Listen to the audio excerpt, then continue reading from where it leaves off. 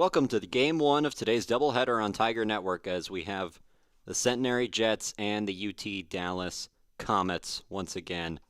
I'm Cole Isaacson, joined alongside Luke Terry, and this should be a fun game. It certainly was yesterday. UT Dallas taking Game 1 of this matchup 8-7 with runs in the bottom of the 8th.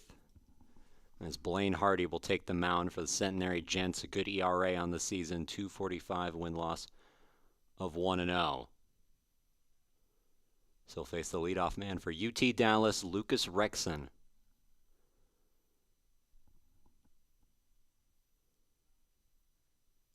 First pitch, and we're underway with strike one. Rexon leading off a group of potent UT Dallas hitters. It'll be Garza, then Finn, then Bivens, followed by Landry. Coltharp doing the DHing. New catcher today is Taylor, as that's fouled back to make it 0-2. Followed by Munoz hitting 8th, and then Yeager Self hitting last.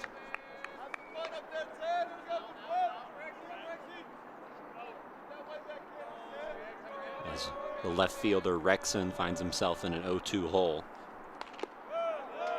High ball 1. And looks like perhaps a little bit of confusion between pitcher and catcher right there. Taking a few moments to step out from behind home plate was Miles Keith, who looks over to his dugout. Not sure if that was the pitch he was anticipating right there. Fastball getting on him rather quickly, and he heads to the dugout for a little bit of a change on that wristband. So all of that being sorted out. Centenary pitching first in this game. They're the designated home team for Game 2 of this back-to-back between these two squads. UT Dallas was the home team in the game on Friday. Allowed them to score the winning run in the bottom of the 8th inning and close it out in the top of the 9th. That's grounded to second. And Morse makes the simple throw to first for the first out of the game. And a good start here for Hardy, jumping ahead in that at-bat number 1. Breaking ball that he puts right down the middle, forces Rexon to try and put something in play. Just can't get barrel on that baseball very cleanly. Rolls over the top of it, sends it out to second base. And yesterday's affair, kind of an awkward one. A couple of big spots for each of these squads. Outside of those 2 innings, not a ton of production ultimately coming across. There was a lot of traffic on the base paths, but a lot of runners left on for each of these offenses. UT Dallas won that game 8-7, scored 6 of their runs in the bottom of the 3rd. Scored the next 2 in the 8th. First pitch from Hardy, or second pitch I should say, high, and it's 2-0. Faces Albert Garza, who hits .395 on the season. And that's a stat line you're going to see from a lot of these UTD hitters as he works ahead 3-0. Yeah, kind of shocking that you have that many guys in your offense hitting 400 plus on the year. Really, really gaudy numbers for this Comets offense. And it equates to a lot of runs that they've scored. That's low, ball 4. And a 1-out walk for Garza. Nice job from Garza right there. Hardy was incredibly successful in at-bat number 1. Didn't miss too egregiously in any of those offerings, but a nice patient approach from the second baseman at the plate right there. Works that 4-pitch walk and gets a base runner aboard for the Comets' arguably most dangerous hitter. It's Luke Finn. See it on the screen. We talked about it a lot yesterday. 7 home runs, and you see the OPS well over 1,000 as he takes ball 1. Definitely someone you want to come up to the plate hitting third with 2 outs and nobody on, but not the case here. Runner on first with 1 down as we're in the top of the 1st. Inside. Runner takes second. It looks like Finn's going to stay where he is. Thought it may have hit him, but that doesn't appear to be the case. Yeah, he turned back to that home plate umpire, had a couple of words, but really never pointed to his back arm, never took off to walk towards first, content to stay in the box and try and hit right here. Now working with the runner on second, still one down in the inning.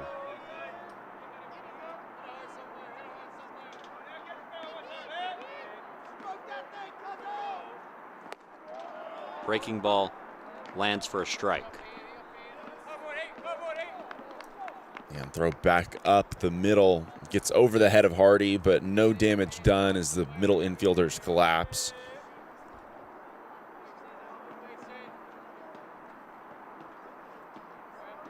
See on your screen, Albert Garza getting his lead at second. Swung through, and Finn finds himself in a 2-strike count. Hardy continuing to operate with that breaking ball at the moment. A couple of consecutive offerings, one that nearly got away from him. The last 2 pitches spotted better over the plate. And that last one finishing down out of the zone, forcing Finn to start his hands. Does a nice job of at least getting a piece to fight it off. That's spiked, but a good job to keep it in front of him by the catcher, Keith. Should clarify something. There is a 1 on the scoreboard for Centenary. That should not be there. It's still 0-0. Centenary has not come up to bat yet. We're in the top of the first. UT Dallas has the runner on second, Garza, that you see on your screen. 1 down in the inning. As that's high for ball 4. And Luke Finn will take first base. Hardy continuing to rely very, very heavily on that breaking ball right there, and tries to go to it in the full count. Tries to back Finn up just a little bit by dropping it in at the top of the zone, but he misses just high with it. It was a nice idea, but couldn't get Finn to start his hands after he had seen that breaking ball so many times in a row and began to recognize the spin on it. So now Dylan Bivens will come up to the plate. Bivens, the man who did a lot of damage yesterday against these Gents. 4 RBIs in 1 swing with a grand slam that caught a jet stream into right field. Tacking on to the impressive total of home runs UT Dallas has hit on the season, as with runners on first and second, we'll have a quick meeting. And after a great start here in this one for Blaine Hardy, things have unraveled a little bit in the top of the first. A couple of consecutive base runners that have reached, and it's largely been because of a lack of command. And got ahead in that first at-bat to retire Lucas Rexon for the Comets. Garza and Finn coming to the plate, doing a nice job of remaining patient there and seeing the baseball finish outside the strike zone. Hardy, one of 5 players on Centenary who's a native of Shreveport, Louisiana, which is where Centenary College of Louisiana is located. Now has to deal with Dylan Bivens. And that gets away. Runner trying to take third, throw gets away. And that'll score a run for UT Dallas. They lead at 1-0 early. And a pretty tough break for the Gents right there. That one just sneaking past the glove of Keith behind home plate. It looked like he was able to get a little bit of leather on it, slowed it down just enough that he could make that throw. But down there at third, Menard not able to field it cleanly himself, and with runners on first and second both having the opportunity to advance, Boone at short had to move over to cover second base and couldn't get the ball off the deflection. So now a much different situation. UT Dallas striking first in the top of the first. As you see the replay, just sneaks through. And Munoz the awareness to see that this throw gets away. That's hit in the air to center. The catch made, runner tagging. Throw not in time, and it's 2-0 UTD. And that play at the plate, not really close at all. A good job there, tagging over at third, aggressive base running that wasn't present all that much in yesterday's affair between these two teams. thought we might have a closer one there at home, considering how shallow that ball was in center field, but certainly took it towards that first base foul line, skewed a little bit more towards right center. Would have been a difficult adjustment to re-square the shoulders and try and deliver a strike home. Now a 1-0 count to Landry. Zach Landry, the graduate student, playing at first base today. Hit in the air to right, back at the warning track, and Benoit makes the catch to end the inning, but not before UT Dallas takes the early lead. It's 2-0 Comets in San Antonio.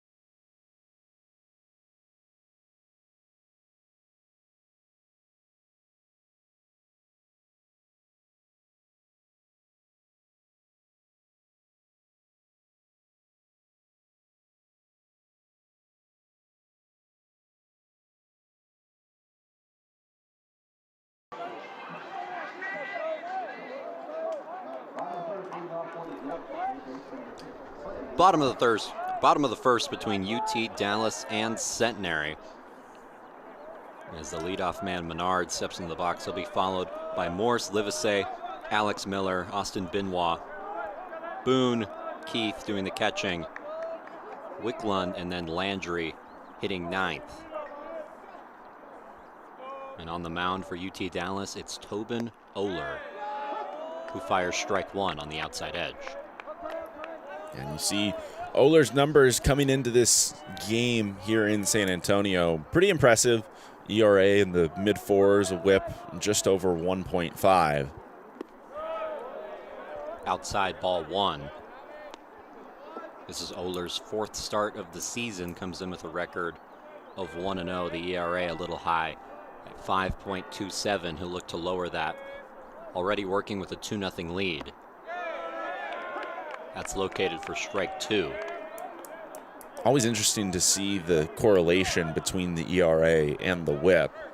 Whip, pretty good for Oler, realistically, but when those runners have reached, they've done a good job of coming around and finishing the job, getting on the scoreboard. And a late called strike three as Menard goes down looking, the first strikeout of the day for Tobin Oler. Yeah, and the home plate umpire maybe being helped out by Taylor behind the dish for the Comets right there. He popped up rather quickly, getting ready to throw it on down to third, and what looked like it was going to be called a ball eventually got a signal from the home plate umpire, and that's how the day will start offensively for Centenary. Gents able to take an early lead in yesterday's game, had the bases loaded in the top of the first. Could only capitalize for one run. They would maintain that lead for the next 3 innings until UT Dallas put up 6. That's grounded to Bivens. and he makes the throw across the diamond for out number 2. And a nice adjustment from Bivens right there in the infield, playing over there at third, and thinks about charging this one, but recognizes turf here in San Antonio, speeds things up just a little bit, sinks onto his back foot in order to play what it was a little bit of a higher hop than I think he initially anticipated. But he did so cleanly and then just loaded in that back leg, made the nice throw across the diamond. As that's low to Carson Livesey. Livesey hitting .429 on the season, so UT Dallas facing him in the situation they want to, with nobody on and 2 down in the inning. So swings through that one to even the count. Livesey hit second in yesterday's game, now moves down to third. Alex Miller following him, moving down 1 in the order, hitting cleanup today, and is on deck if Livesey can find a way on. That's low to make it 2-1.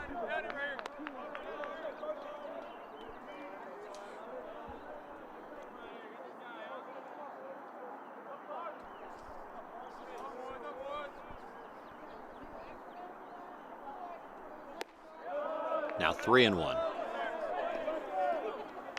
Well, they're falling behind in this count, but the third opportunity we've had here on Tiger Network in the past 2 days to see a starting pitcher for the Comets between Oler, Collins, and Vera, who threw last night in their second game of the doubleheader against Trinity University.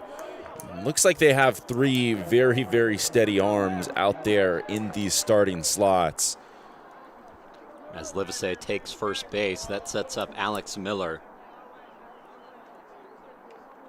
Miller, the star freshman, still hitting over .400 on the season.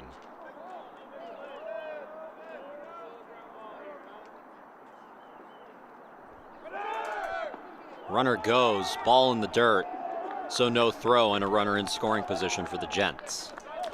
Yeah, and Livesey not wasting any time over there at first base. Jumps on this first offering from Oler on the mound and happens to get a very, very good pitch to run on. Breaking ball that's spiked down in the dirt. Nice job from Taylor to block it and keep it in front. But even if he had been able to catch that one cleanly, Livesey had a really nice jump on it anyways. It's Livesey's 3rd stolen base of the season. And puts UT Dallas in a dangerous position. Opportunity for the heart of the Centenary lineup to cut into this deficit. Went around and it's 2-1. Yeah, and a good pitch right there from Oler to get the hand started by Miller in the batter's box. And he was well behind that count 2-0 and that risk of falling behind even further. Instead, Miller making this a little bit more of a competitive at bat. In the dirt, Livesey stays where he is, and it's 3-1 in danger of losing Miller. Yeah, and a guy that you have to be weary of. You don't want to come right at him.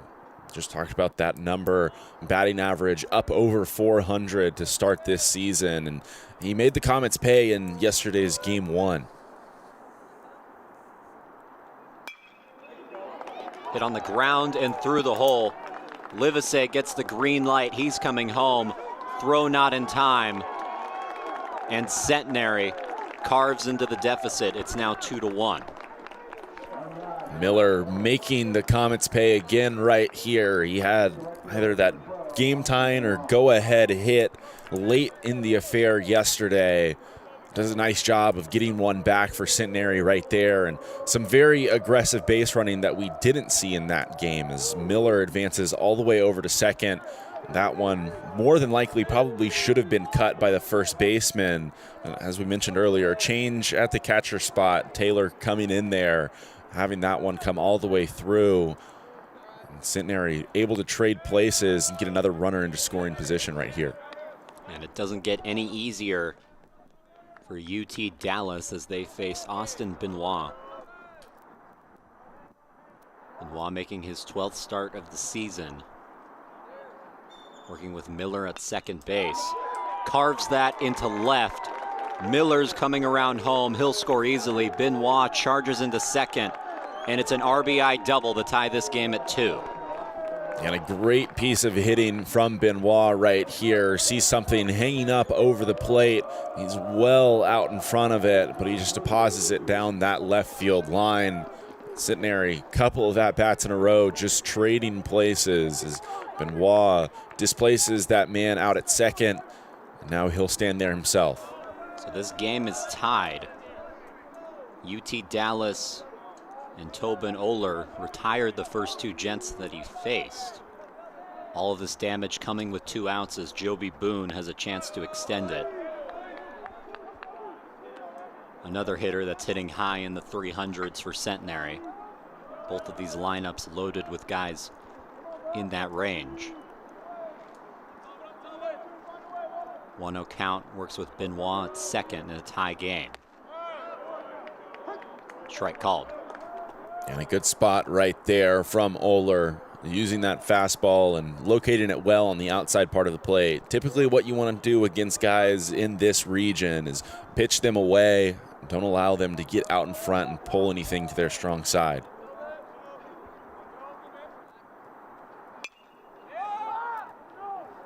Hit in the air to center.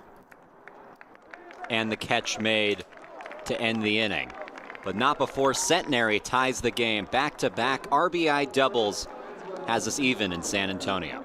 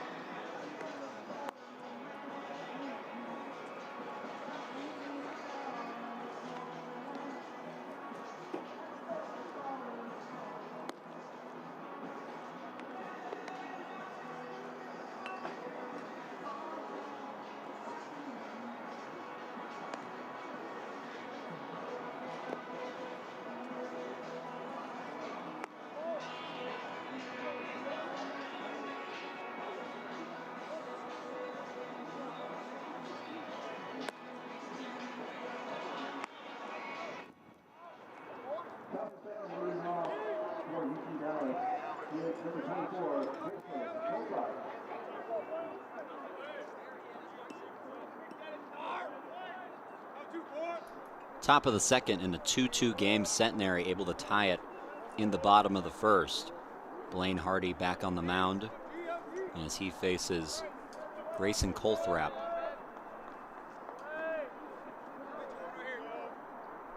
Colthrap playing at DH today, as he did in both games of the doubleheader yesterday. In fact, this Dallas lineup overall very consistent with what it's been in the past 2 games. The only difference is that Nico Fernandez not doing the catching today, getting a day off, but you would assume that he would be back for tomorrow's game against Trinity. As Colthrap works a 1-0 count, swings through that, but lines out to short. The catch made by Boone, and there's 1 down. Colthrap has swung it very, very well in that 6th spot in the order for the Comets and continues to do so right there. Unfortunately for him, just right at Boone out there at short. Doesn't have to leave his feet exactly, but reaches over his head and secures that one.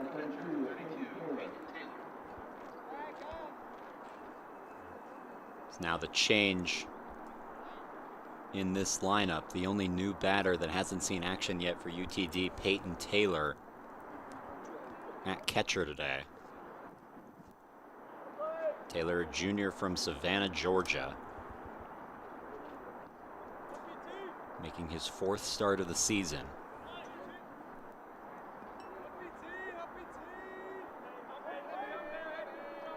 Comes up with an average of .273 on the year. He'll hope to increase that as he takes ball 1.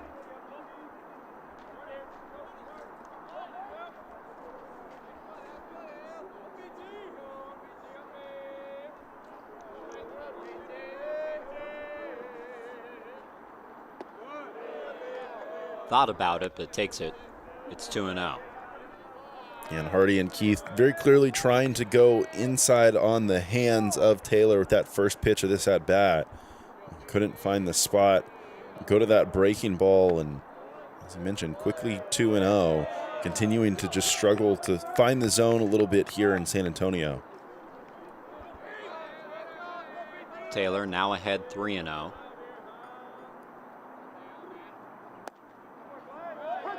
And strike called, a good frame by his counterpart, Keith.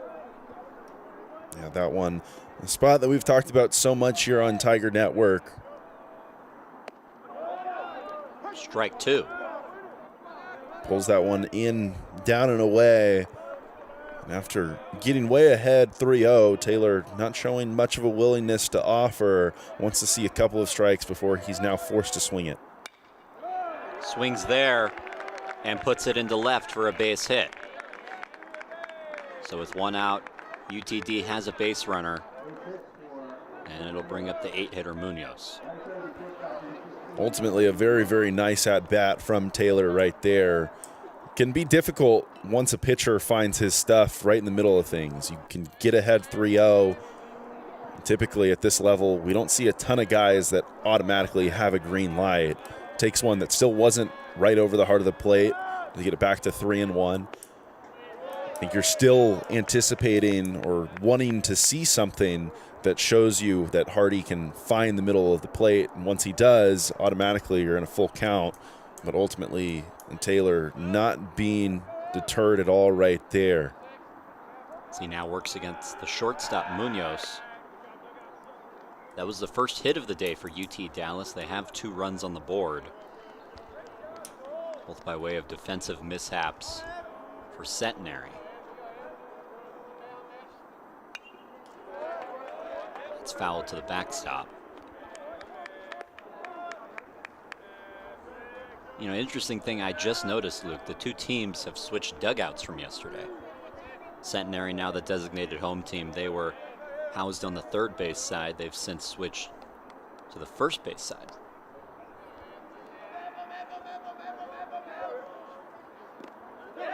As that'll get away. Taylor takes second, and a runner in scoring position for the Comets. Yeah, not much to do about that one for Keith behind home plate.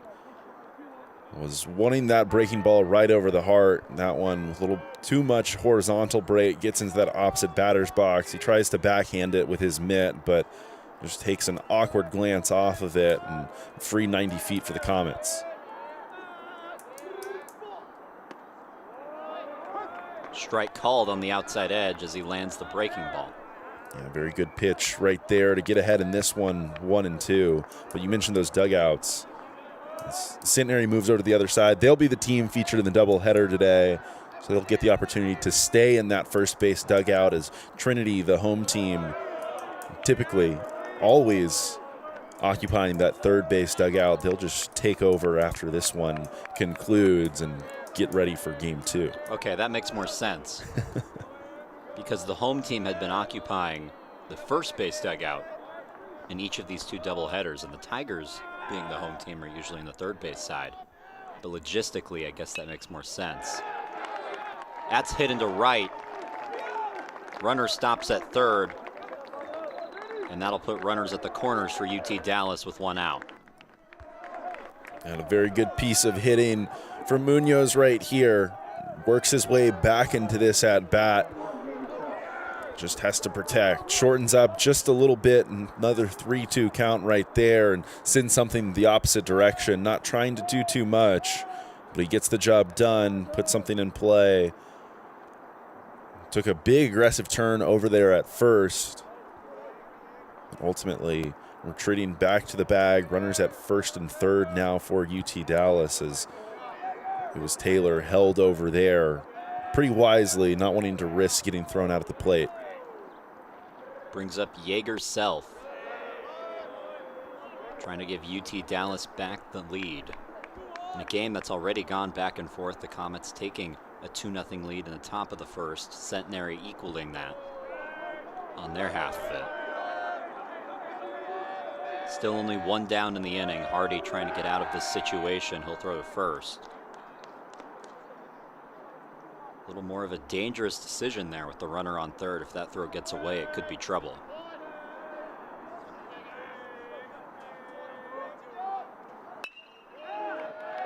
Hit to left and it falls. That scores one. Munoz stays at second, and UT Dallas takes back the lead. Yeah, and at the moment, Blaine Hardy getting hit pretty hard on the mound for the Centenary Gents. Think about it, just one down here in the inning. It was Coltharp that was retired on a line drive, hit out to short. It's been very, very steady, solid contact for the Comets here in the top of the second, and it results in them regaining that lead. Now up 3-2 as the leadoff man, Lucas Rexon, steps into the plate, grounds it through the hole. Runner coming around, it's Munoz, he scores, and it's 4-2 Comets. Another RBI single for UT Dallas. And this one, not a particularly hard hit ball, but hit right in the perfect spot, as Boone couldn't see it exactly from this first camera angle. You see it there, was playing pretty far up the middle, perhaps trying to hold the runner on a little bit at second base. You could see him late in that previous camera angle. He's sneaking just behind the runner and ultimately doesn't get back to his spot in the middle of the infield. As Garza tries to lay a bunt down.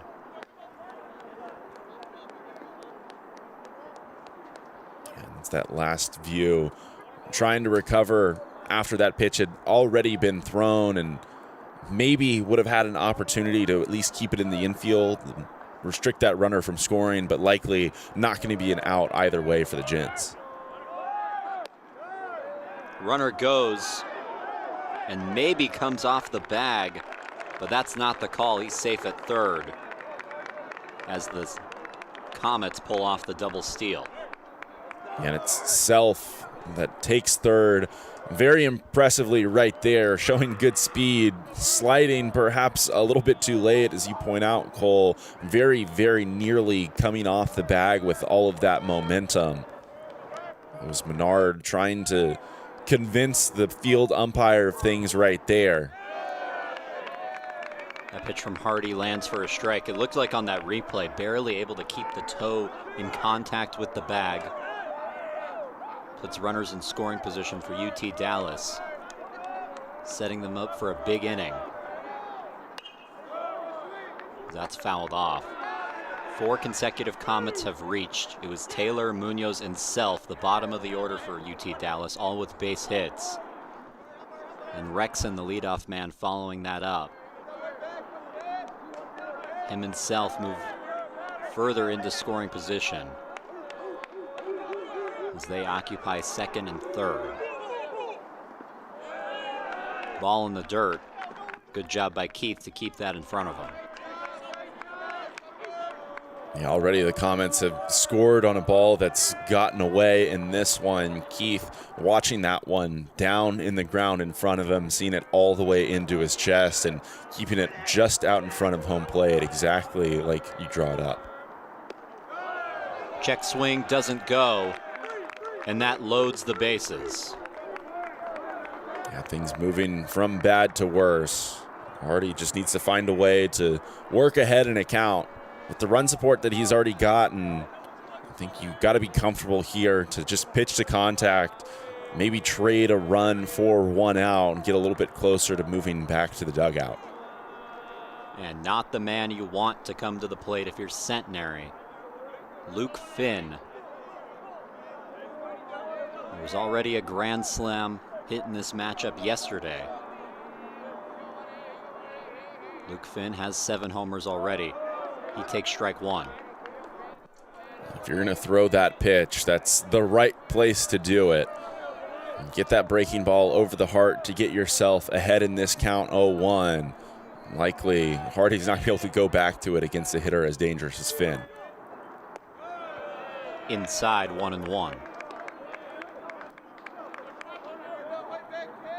UT Dallas an opportunity to blow this open in the 2nd inning and put Centenary in a really tough position to respond.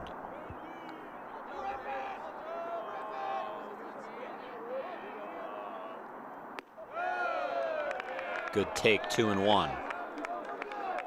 And Finn content to just watch these breaking balls. The wind blowing in a little bit more in San Antonio than it was in yesterday's affairs. Finn, I think, might have enough pop in his bat to negate that effect here. But if he's going to get out of the yard in this at-bat, it's probably going to have to be off of a fastball. And he got one that time. Looked like that's exactly what he was hunting. Content to take all 3 of the breaking balls, but was ready to square off on that one. Now in a 2-2 count with the bases loaded, only 1 out.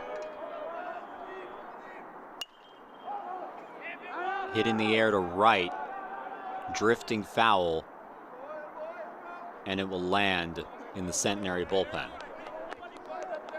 He missed the one pitch in this at-bat that I think he probably would like. It was that fastball up, just one offering to go. Now 2-2. Wants to threaten, do damage any way he can. Bases loaded. Don't want to waste this at-bat. Ball 3 in the dirt.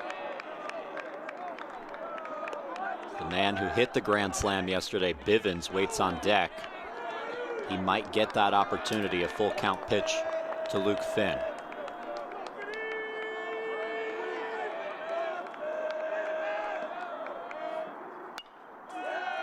Fouled off, and we'll do it again. Good job from Hardy right there. Again, locating that fastball down and away. I think that's exactly what you got to go back to right here. Make Finn beat you. Gotten ahead a couple of consecutive at-bats. No matter what, just don't want to issue a free pass. Lifted in the air to left, coming in, and makes the catch. Runner tags, throw off line, and it's 5-2. Runners advance after the throw and put themselves in scoring position. And the wind here in San Antonio blowing from left field to right field, and I think that impacts this baseball just a little bit. It hangs up there for Livesey out in left field. Ultimately has to speed up just a little bit at the end to move under this one. What you want to do as an outfielder is exactly that. You want to move through the baseball. But I'm not sure that's exactly the way you'd want to draw it up. He's still coming through a little bit horizontally and ultimately finds himself off balance. Can't make the throw directly to home plate. It pulls Keith out from behind that dish and ultimately allows a couple of runners to advance and take away a force out in the infield. Ball high makes it 1-1 to Bivens. Runners on second and third, now 2 down after the sacrifice fly by Luke Finn. The run makes it 5-2 UT Dallas. Past the dive of second. Another run coming in. And it's 7-2 Comets. A 2 RBI single from Bivens. Yeah, and Bivens waiting back. He just turns on this fastball, sends it the opposite direction. This one with quite a bit of heat behind it. Morse is out there at second base doing everything he can, but it gets on him quickly. Kind of difficult in-between hop right there that he ultimately can't field cleanly. So Dallas not wasting opportunities with the bases loaded. They bring all of those runners in to make it 7-2. That's the third RBI of the day for Dylan Bivens. He waits at first. Now Zach Landry up to bat.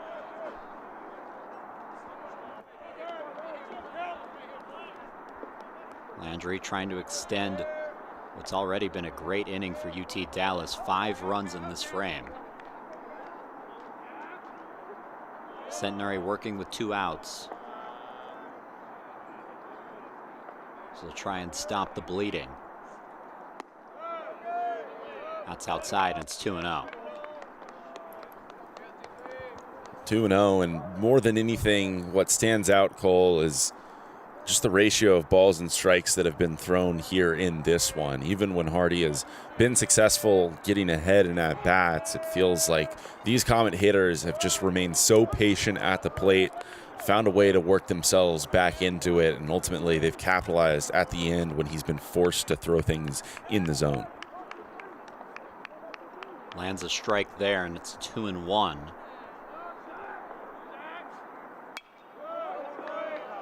Hit in the air and onto the roof of Calgard Gym.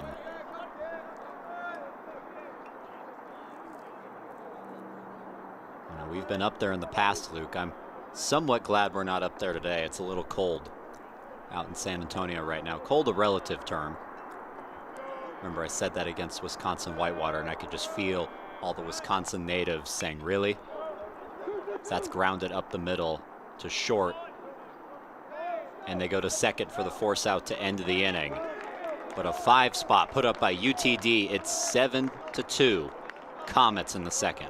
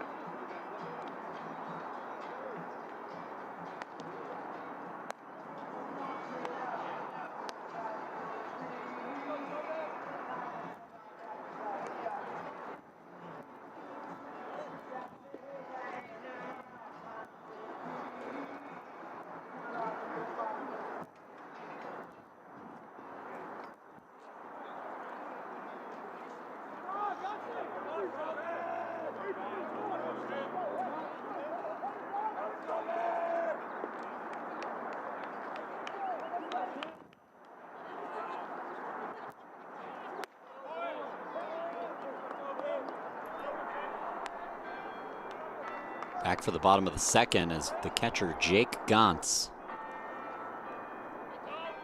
Or the DH Gantz, up for Centenary, I should say. Hits it in the center field, and a good start for the Gents, down 5. And Centenary, in that first inning, was able to score a couple of runs on some actual hits. We had a 2-2 ball game after that first frame. On the other side, these Comets were able to scratch a couple without reaching via the base knock, a pretty impressive feat. This last half inning, they had 5 hits. So if the trend continues, Centenary could be in for a very, very big inning themselves. And ultimately, I think that's what this matchup has had in store for us across the last 2 days. It's something that we talked about yesterday as these two teams faced off. Tyler Herrera got hit in the early going in that one, gave up some runs. We talked extensively about Centenary's need for him to go deep into that one, eat some innings, even though he might have been getting hit at the moment. This game here against UT Dallas, and they follow it with another one against Trinity. A lot of baseball remaining for the Gents here in San Antonio on a Saturday afternoon. A correction on Gonce's standing in the lineup. He's actually pinch hitting for Keith, who started this game at catcher. Gonce takes his spot in the lineup before Keith even gets an at-bat. As Wickland up for Centenary, plays it into center, and back-to-back base hits for the Gents. And a couple balls just finding their way down in front of the center fielder self. This one, not a very hard hit ball that's fading towards that left center field gap. It gets down rather easily. Wind from that last angle looked like it's blowing in here in San Antonio, keeping things very difficult for the outfielders. Drops down a bunt. It's a good one. And no play made. Bases loaded with nobody out.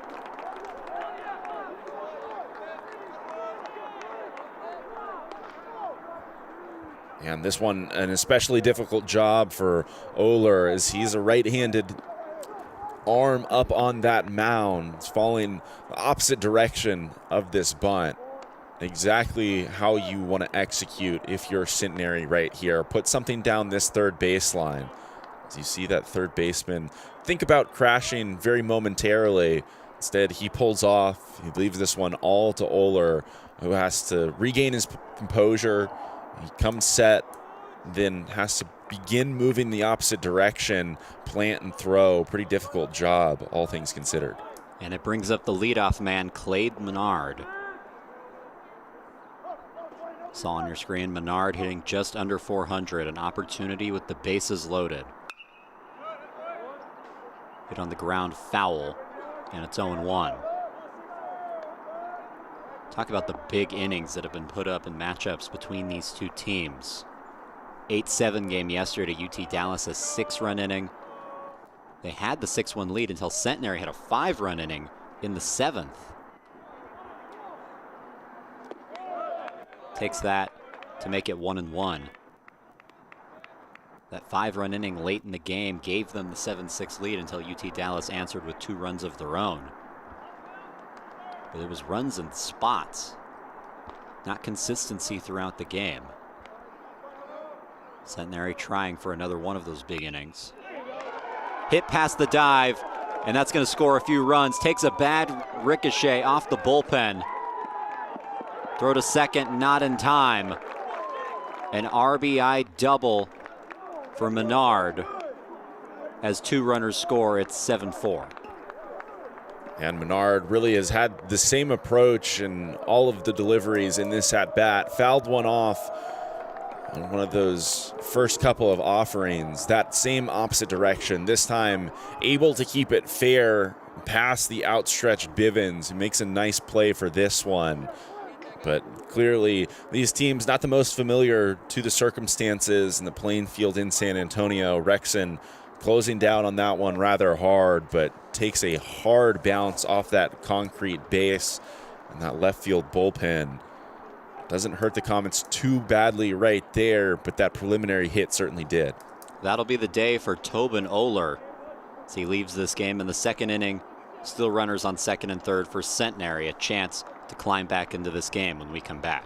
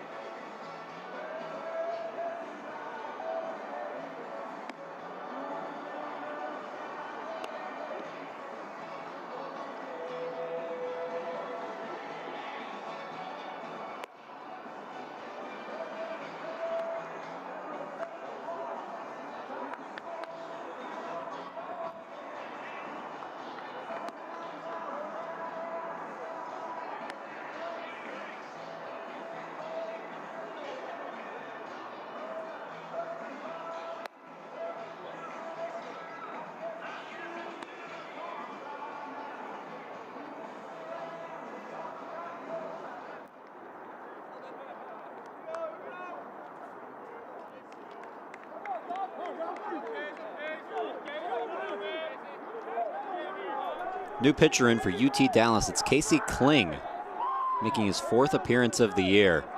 And he comes into a tough spot. Nobody out, 2 runners in scoring position for Centenary.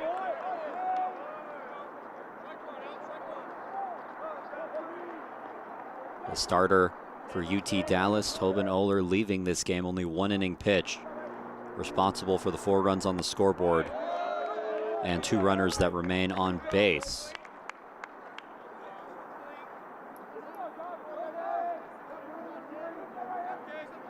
Dallas a 5-run inning in the top of the 2nd. Thinking they're just going to cruise through this game, but not so fast. The Centenary Jets have come to play as Morse takes strike 2. We just talked about it. Yesterday, Tyler Herrera got hit very early on for Centenary and remained in the game, and he did a very good job. It ultimately was just that one big inning that he gave up. Swing and a miss, strike 3. And the first out is recorded in the bottom of the 2nd. He regained his composure after that. Even with Centenary playing from behind, he stayed out there and went as deep as he could. Ultimately, it was a pitch count situation for him to end the day.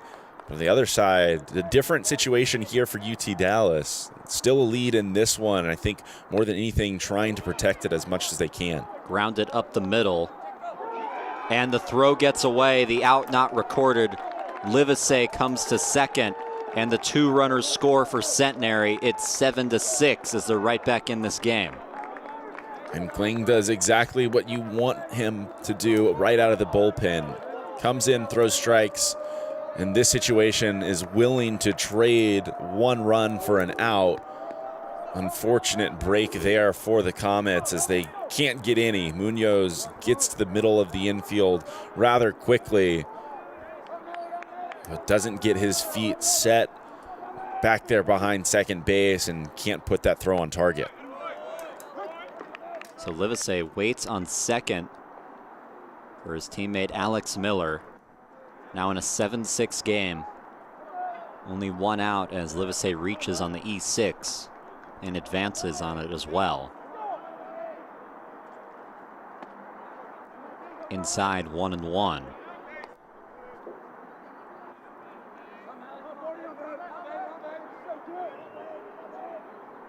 Chance for Centenary to tie the game. Match a 5-run frame for a 5-run frame. Takes it on the edge, it's 1-2.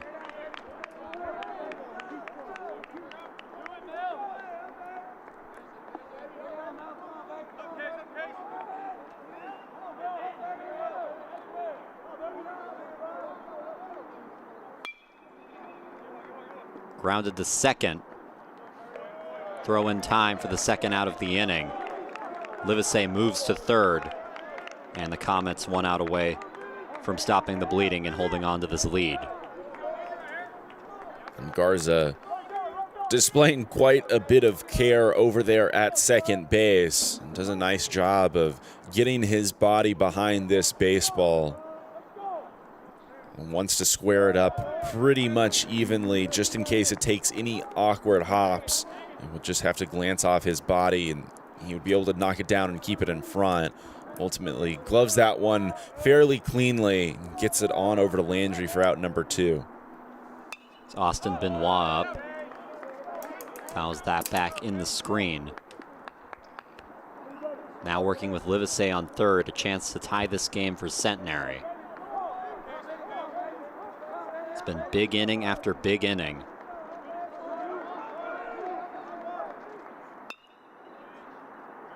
Grounded foul down the 3rd base line, and we'll do it again at 1-2. Each team scoring 2 runs in the 1st.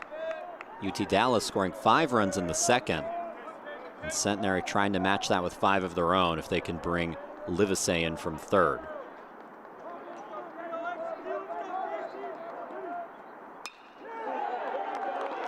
Hit into left, and that'll do it. 7-7. D3 baseball. Yeah, still not done with 2 innings here in San Antonio, and we're almost an hour into this ball game. Livesey, who I believe was the hitter up for Centenary in the bottom of the first that tied it up, or at least got the Gents on the scoreboard, does so again right here in the bottom of the second. He has been fantastic over the course of the last 2 days, and that hot hitting continues. Swing and a miss from Joby Boone. Boone 0 for 1 today as he flew out to center. 5-run innings from each of these squads as we're knotted at 7, but it's really the bottom of the order that's gotten things going. A combined 6 for 6 for the bottom 3 hitters in the lineup.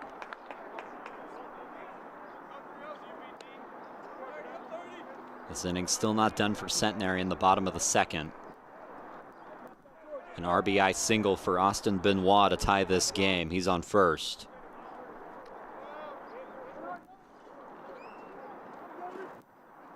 This is the 9th batter for Centenary to make a plate appearance in this inning. On deck is the catcher Jake Gauntz, who led things off. Throw to first, they catch him and tag him out in time to end the inning, but not before Centenary strikes back to tie the game.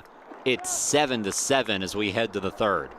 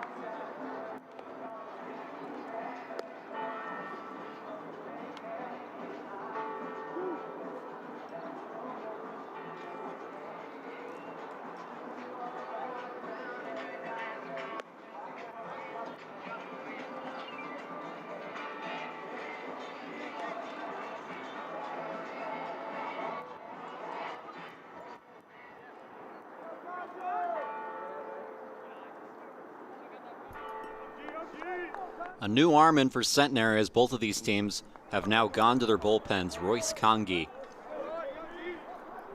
makes an appearance in the top of the third as he faces Grayson Colthrap. As Colthrap takes ball 1. Or strike 1, I should say. There's ball 1. You speak it into existence, Cole.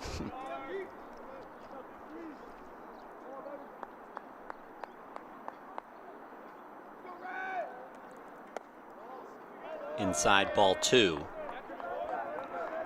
You know, Luke, we were talking in the middle of the second. Dallas opened up a 7-2 lead, and we were saying, well, I guess we don't get an interesting one after all. And then here come the Gents to tie this game at 7.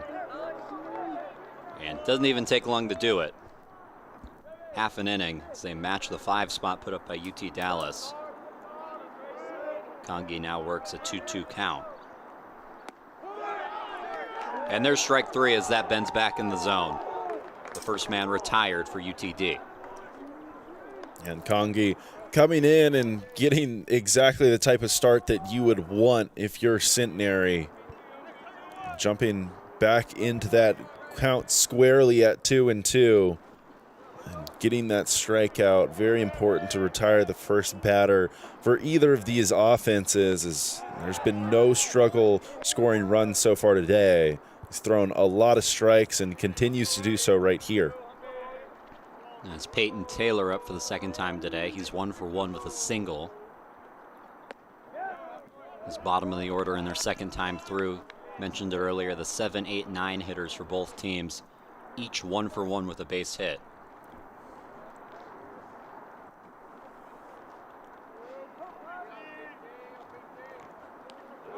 And that hits him. So Taylor already 1 for 1. He makes his second trip to first base. And the jinx very quickly coming back to bite me right there, as I immediately discuss the number of strikes being thrown. That one running too far inside on the right-handed Taylor. It's the one thing that we have seen from Congi, though. It's a little bit of a different arm slot as he drops it down. I think anytime you see that, you have guys that are at risk of losing pitches on the inside. It's exactly what happens right there, combined with a little bit of tail that he has on all of these deliveries. Those things adding up, and that one producing a base runner for the Comets. Now he faces the 8-hitter, Munoz, working with a runner on first, 1 out in the inning. So that's outside 1-1. You know, sometimes, Luke, I feel like the broadcaster's jinx is a lot harder on you than it is me. Remember yesterday specifically, you said, oh, there's no way he steals here. And then next pitch, there he goes. I think I really should fully take advantage of it, though. If I have some power that I'm not fully aware of, then I need to put it to the test, and I need to say some truly outrageous things on the broadcast. They might not pertain to baseball. You might be watching at home and wondering what this kid's talking about. But maybe you'll have the opportunity later this season to come back onto Tiger Network, and I will not be here. I will have won the lottery. Or not won the lottery. I would never want that. So that's hit deep to right. Benoit goes back and makes a good catch on the warning track. 2 down in the inning. And right field continuing to prove difficult for these outfielders as Benoit camped under that one, but just had to continue to drift back and back and back. You mentioned the warning track here in San Antonio. None of these outfielders really have the awareness of it. I don't think there's any change in texture out there as they're playing on turf. Backs up slowly into the wall out there, no harm done, and a nice job of getting back, throwing strikes, and inducing some contact there to result in an out. The 9th hitter, Yeager self up. Centenary trying to work the first scoreless inning of this game.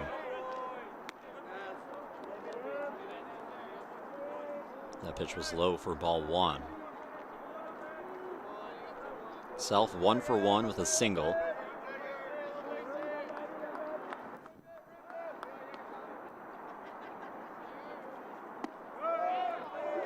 Strike called. Self looking down to his third base coach right there, giving a little bit of a nod, recognizing that one's just on the edge of the zone. Really not a ton that you can do with that pitch, especially when it has that little bit of vertical drop on it at the end. Outside 2-1. Both teams now into their bullpen, and we're just in the 3rd inning. You got to think this is especially hard on Centenary, who's playing a doubleheader today. They play Trinity with a 3 p.m. first pitch. Hit deep to right. Benoit ranges back and makes the catch. The first scoreless frame put up by either of the teams. As we head to the bottom of the 3rd, it's 7-7 between UTD and Centenary.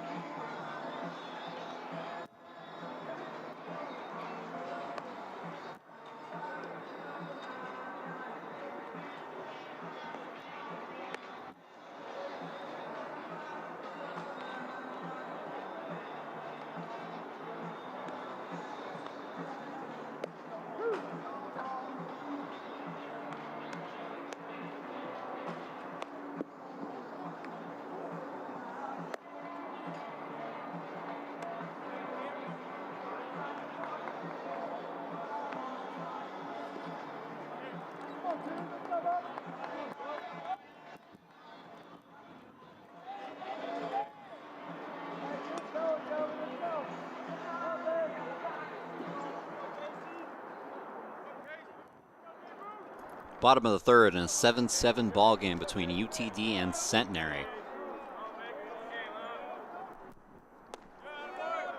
First pitch, strike one to Joby Boone. Boone 0 for 1 as he flew out to center. I don't know if you can see it on your screen, but between people's hair moving, the sweatshirts coming on, people bundling up with blankets, it's getting quite windy as that's hit to center. The catch made by Self for out number 1. You saw the flags maybe on that shot.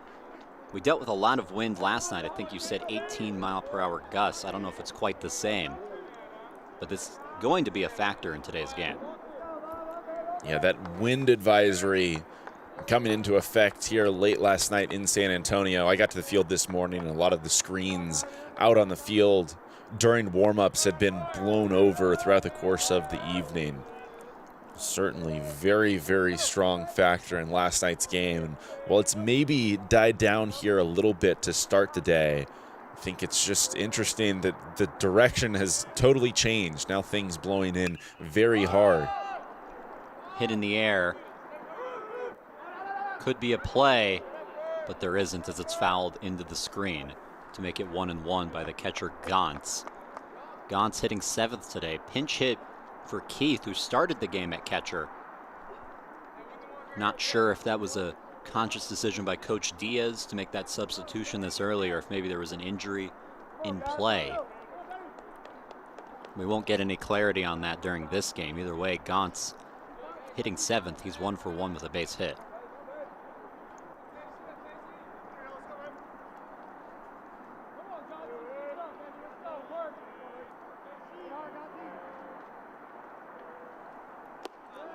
Inside 2-1.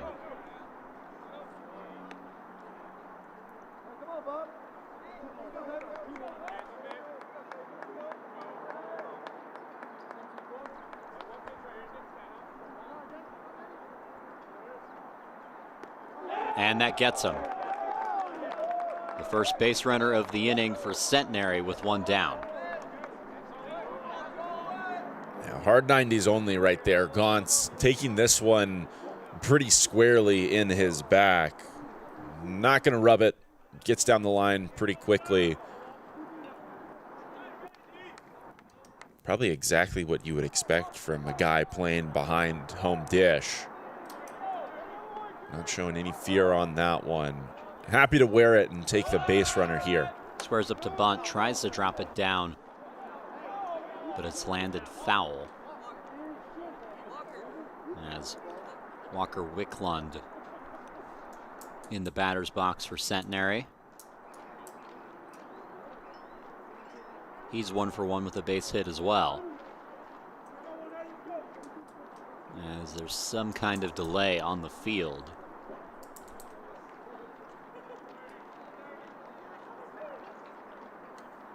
Looks like some sort of change being made as it's being noted by the home plate umpire. Perhaps a base runner in over there at first base. Either way, Wicklund back in the batter's box, the 8th hitter. Working with an 0-1 count. Swing and a miss, strike 2.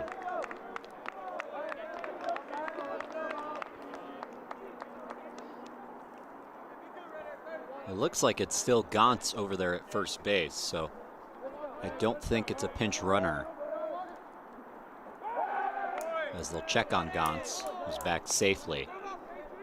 What I would think it would be is they had the bunt call on, and it did not go that well. So maybe they just decided to abandon ship, as now Wicklund works with an 0-2 count. Outside 1-2.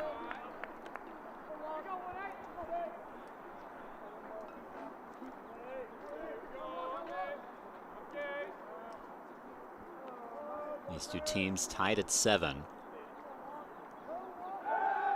Not too far away from the score yesterday's game ended in, an 8-7 UTD win, but after scoring 8 runs in game 1, the Comets were held scoreless against the Trinity University Tigers, who they played that night. Trinity winning that game 1-0. Foul tip into the glove, strike 3. and 2 down in the inning.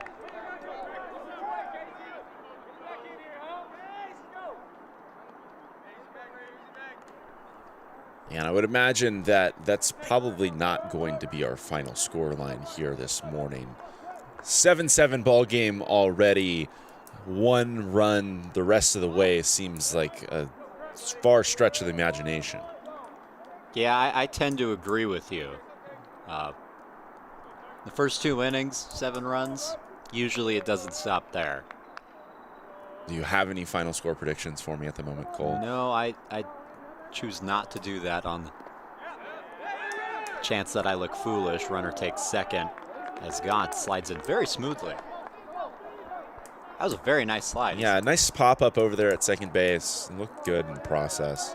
Always what you like to see. Style points, maybe not adding up on the scoreboard, but they do in our hearts on Tiger Network. Gaunts will always have favor with us. So shades of Trey Turner from the catcher at second base. As that's strike 2 to Landry. Landry 1 for 1 with a base hit. Bonus points for Gaunts. Doing that as a catcher. You would expect it out of Trey Turner playing in the middle of the infield.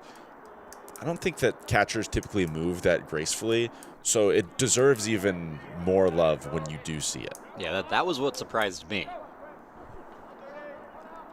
Like, he would have been my 9th pick. That's just the reality. That's hit hard but foul. Just ahead of that was Landry. Andrew Landry from Gonzales, Louisiana, has appeared in 10 games for Centenary, or 11 now, making his 3rd start. As that gets him on the helmet, he takes first base, seems to be okay. But right on the back of the head, a dangerous play for Andrew Landry. Yeah, this one may be a little bit more difficult to shake off, but Landry certainly does so. Another hard 90. Not going to rub the spot that time either. A couple of batters reaching from the hit by pitch in this half inning. That, you heard the kind of the clunk off the helmet there. That, I'm surprised that he moved to first base as swiftly as he did. But there he goes as Gaunts waits on second. Landry on first, and the leadoff man, Menard, up for Centenary. A double the last time he was up.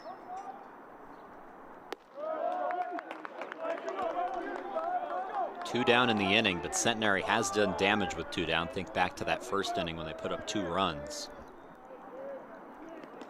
Both of those being driven in with 2 outs. Runners on first and second for the leadoff man. Takes a strike.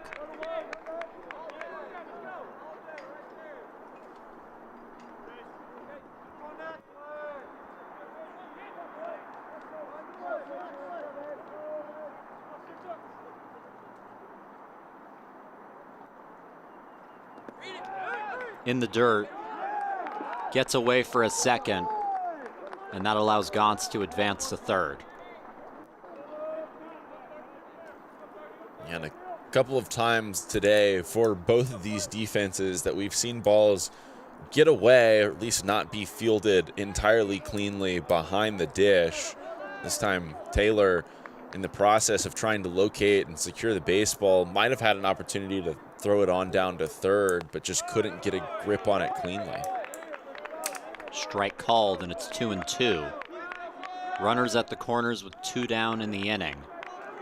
Centenary trying to take their first lead of the game.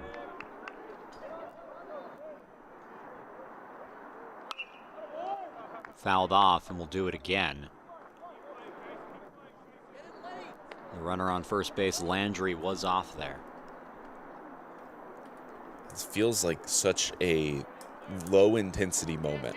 In the grand scheme of a 7-7 ball game, having 2 runners on scoring position, or in scoring position, maybe just 1 at the moment, I suppose. Runners on first and third. Fouled off. And it's Landry getting his sprints in. He's been sent to steal the last 2 times, and he's had to go back on each occurrence. Well, we might not be willing to give that score prediction. I think we're both readily cognizant of the fact that there are going to be a plethora more scored in this ball game. That's fouled off. And Landry was off running again. That's the third time he's been sent back.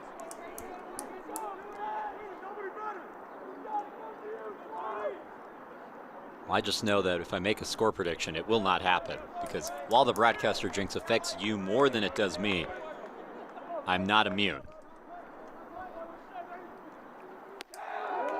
That's ball 4. So Landry able to get to second by way of that, and it loads the bases for Centenary with 2 down in the bottom of the third. Well, while you might not be willing to provide a final score line, Cole, what do you think about like a over-under on the number of runs? Total in the game? I'm sure we have some live bettors tuning in on Tiger Network this morning. Well, I don't know. I mean, you could do math to like extrapolate what that's going to be over the course of the game. Mm-hmm. My initial gut told me 20, but we're already at 14, so it's going to be higher than that. I would say we'll throw 26 and a half. 26 and a half. So no push. 26 and a half. 26 and a half. You heard it here first, folks. The official live over-under run line for UT Dallas and Centenary, set by Mr. Cole Isaacson at 26 and a half. Bottom of the third, 2 outs. We'll continue from here. And it's a pinch hitter coming into this game, Colin Pitts. Swings on the first pitch, grounded up the middle. UTD goes the short way for out number 3. Centenary leaves them loaded. It's 7-7 as we head to the 4th.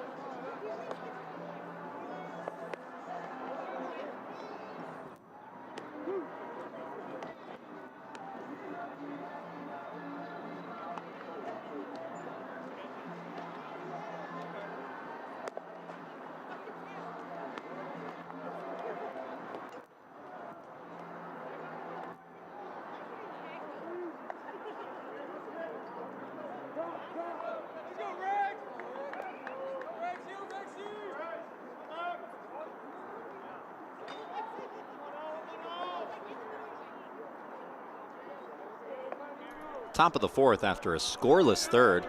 Didn't think we would be seeing that. As the leadoff man, Lucas Rexon, up for UTD. He takes strike 1. Rexon 1 for 2 today. He's grounded out and singled. Trying to start this inning off right for the top of the UTD order. Takes that inside for ball 1.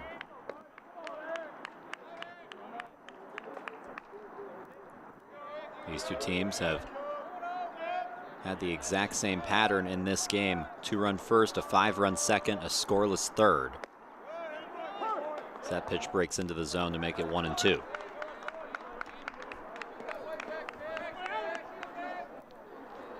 Something we talked about a little bit earlier. Typically pitchers wanting to go down and away to these right-handed hitters. Kongi in there with realistically the opposite approach just based on his own mechanics.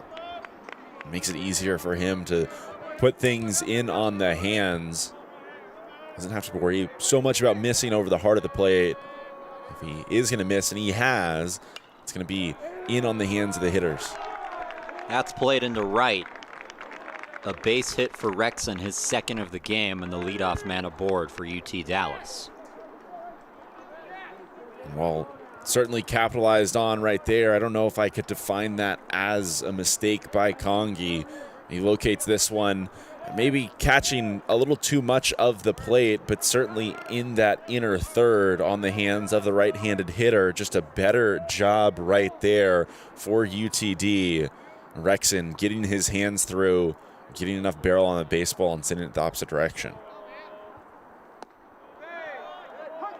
Strike one, lower edge to Albert Garza. This is Garza's third plate appearance. He's walked his previous 2 times. Now works with the runner on third in Rexon, or runner on first, I should say.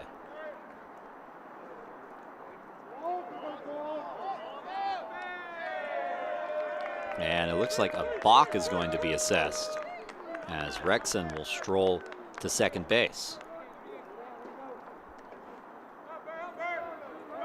At least I assume that was a balk. Yeah, I believe you're right in that assessment, Cole. I think that was the home plate umpire's call right there. Didn't see exactly what it was on the mound that warranted it.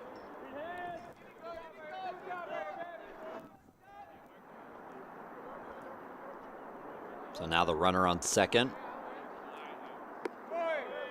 Pitch outside to make it 1-1. You know, I don't quite understand when a balk is called, when it's not. There are times when a pitcher does something that I look at it and I'm like, okay, that has to be a balk. And then nothing happens, and then we might be able to see a replay at some point, but I didn't see anything there. That's fouled off to make it 1-2.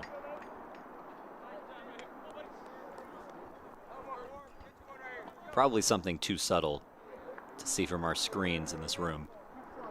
Yeah, there was certainly some movement on the mound as Hardy was making the motion to step off. So throw off the backside. And that hit somebody. That may have gotten Rexon. Yeah, and I think it was Boone who was coming over behind the base runner. I don't think he was entirely expecting that throw to come from Hardy.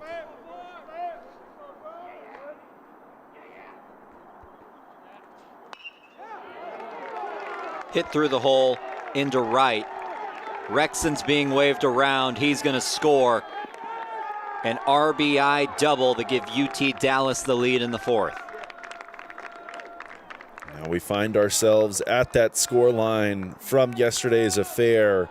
8-7 ball game, and just a nice piece of hitting from Garza right here. Falls behind in this at-bat.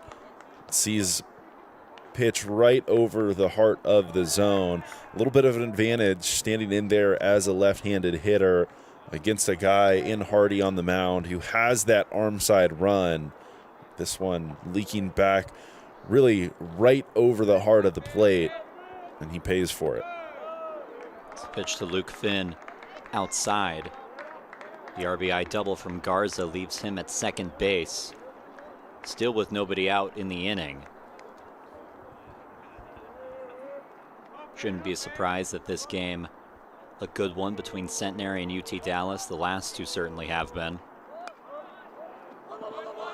And as a bunt is dropped down by Finn, throw in time for the first out of the inning. The runner advances and the sacrifice is complete.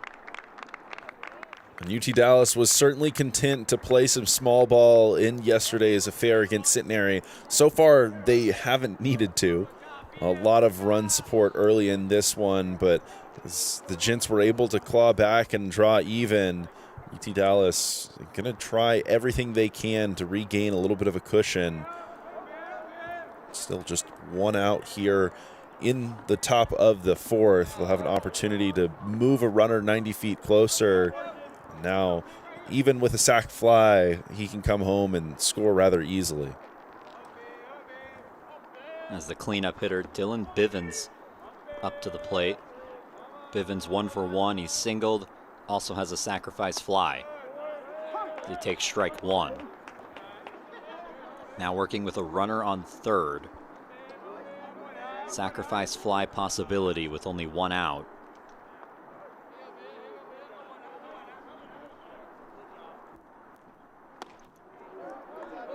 Close pitch. 2-1. Yeah, really, really good spot right there from Kongi. This one with that tail arm side also just fades underneath the zone. Might be why he didn't get the call on that one. Grounded up the middle, and that'll score a run. It's 9-7 UT Dallas. Kongi having to change location with that pitch that time. Recognizing he wasn't going to get the call on that inside corner down. Leaves this one a little bit more so over the middle of the plate from a horizontal perspective. And Bivens doing a lot with that one, sending that hot shot back up the middle. Kongi forced to watch his feet carefully there. Now the runner on first is Bivens with 1 down in the inning. As the first baseman, Landry, takes strike 1. It's a matchup of 2 teams that won their conferences 2 years ago. UT Dallas was back-to-back ASC champions before they got supplanted by ETBU last season, and Centenary won the SCAC tournament 2 years ago before being supplanted by the host school here, Trinity University. 2 teams usually sniffing the NCAA Division III tournament. Hit on the ground and off the third baseman. It's going to roll. Runner will stay at second, and there's 2 aboard with 1 down for UTD. An unfortunate break here for the Gents. You get a replay of this one. Ball that's just continuing to fade towards that foul line over at third base. It looked originally like it might be an easier play over there. Defensively, it's Menard who can't get all the way behind it. Has it just glance off his glove. Nice job of recovering quickly, getting to it, and keeping the Comets at first and second base. As the DH Coltharp up. He's lined out to short and struck out 0 for 2.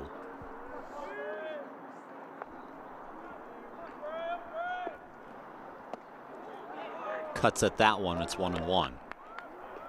You mentioned NCAA tournament appearances, Cole. This is a UTD team that a couple of years ago, when they did last win the ASC, took on the host institution, Trinity University, and kind of an awkward regional. Every year you have a couple of pairings that feature only 2 schools and don't get the full 4-team effect, and that was the case as Trinity went up there to play UT Dallas. Trinity taking that series 3-1. The 1 game UT Dallas won, they scored 30 runs. Outscored the Tigers in the series. As Coltharp swings and misses at that. 2 down in the inning.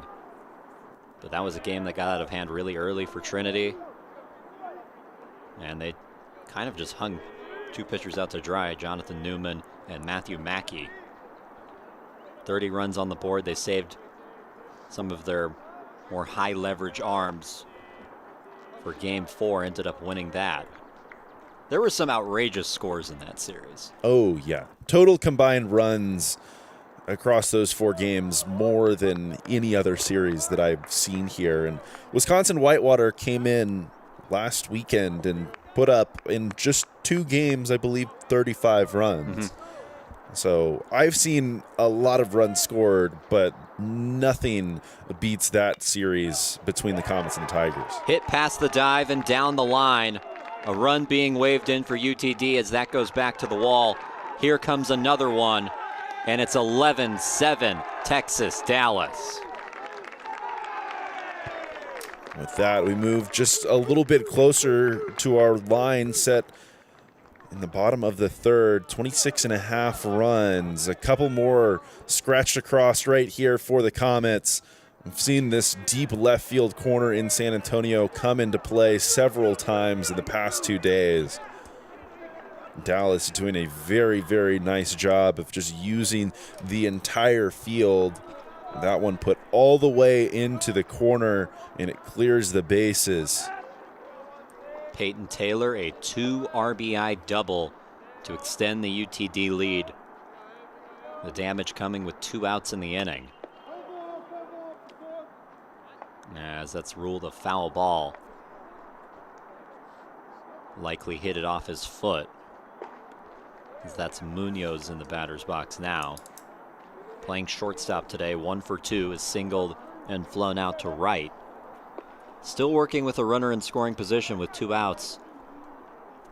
And you'd think in this game every run will matter.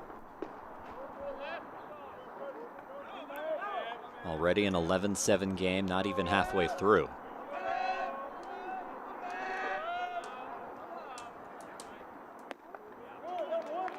Strike called on the outside edge. That was Bivens and Landry being driven in by Taylor to account for runs 10 and 11 on the scoreboard for UTD. A 4-run inning so far, but a chance to add on. Good take outside. It's 1-2. Yeah, but a little bit of a difference as Kongi has come into this one. I think he's done a very nice job of throwing majority strikes in this affair. Unfortunately for him, there's been some hard hit baseballs and some baseballs that have just happened to find gaps out there in the field. A couple down that third base line. It was a tough play for Menard. Just past his glove as he laid out trying to make the stop. Ball ended up rattling in the left field corner. Now a 1-2 pitch to Munoz. It's low and it evens it at 2-2. You know, Luke, this next game is supposed to start at 3 p.m. What do you think the odds are of that happening? I don't know if I should be truthful or try and work the announcer's jinx into effect. What do we got right now? 12:36 on the clock. Still in the top of the 4th inning. Doing a little bit of quick math in my mind. 3 full frames that took just about an hour and a half. I mean, I certainly hope that things speed up in the second half of this game. As that's played into center. A run coming in for UTD, the throw cut off. And it's 12-7 Texas-Dallas, an RBI single for Munoz. It's certainly going to take quite a bit of time if Texas-Dallas continues to just drop the ball into play the way they have. Had very, very solid contact, but just great exit angles on pretty much everything in this inning. Have avoided getting underneath the baseball, allowing it to hang up out there for these outfielders, just line drive approaches. And it's paid dividends for them en route to 12 runs. Kongi will exit this game. Now 12-7 UT Dallas, a pitching change in San Antonio.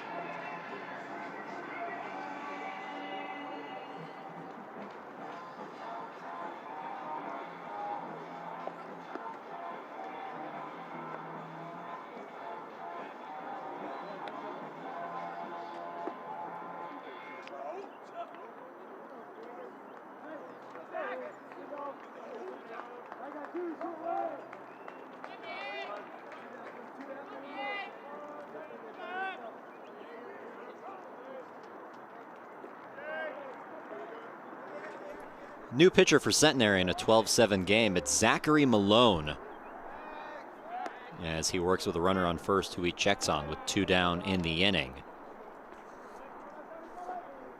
Malone, a sophomore from, or I should correct that, that was Congi.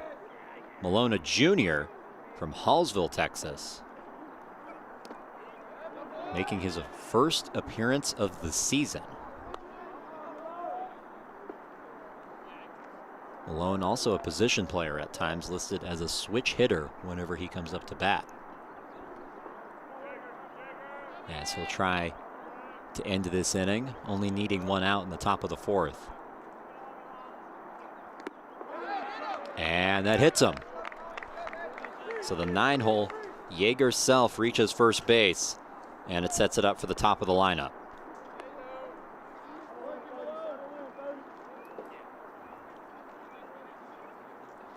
And really difficult to determine what recipe is going to be successful here in this one. Bring Congi in out of the pin, and he does exactly what you ask him to. Just throw strikes. Unfortunately for the Gents, this is a very, very good UT Dallas offense, and they didn't make many mistakes here in the top of the 4th inning, putting up another 5 runs to jump out ahead. What seems to be in a very comfortable spot at the moment, but I don't think any of these, or either of these teams, I should say, are going to be very comfortable in the remainder of this one. We talked about it yesterday, how many runs this Comets offense scores. They're 11th in the nation in terms of total runs scored, and I would assume that's gone up over the past couple days, putting up 8 and now 12 with still a couple innings to go.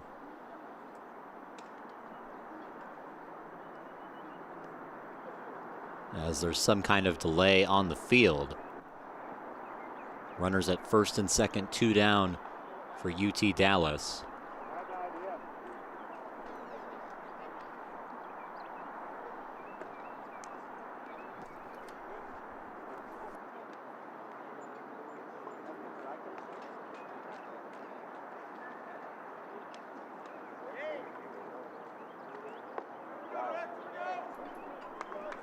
And it seems like we're all good to be back.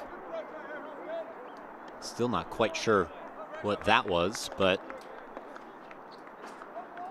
Malone all set to go, facing the top of the order.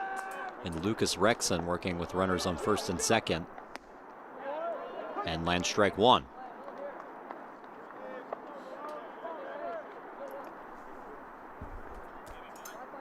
With 2 outs here in the top of the 4th, I think you still have to take that same approach. Throw as many strikes as you can, hoping that one of them is going to find the body of a defender somewhere in the field to get you out of this and allow your bats to continue to swing it. Swing and a miss, strike 2. And Centenary 1 strike away from potentially getting out of this inning.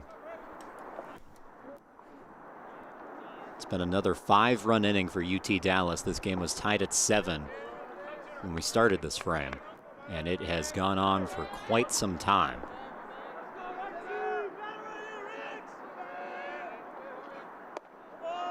High 1-2.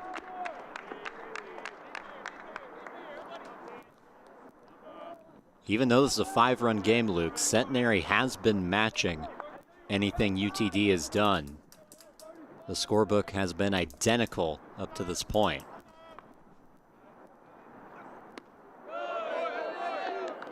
And close pitch doesn't get the call. It's 3-2.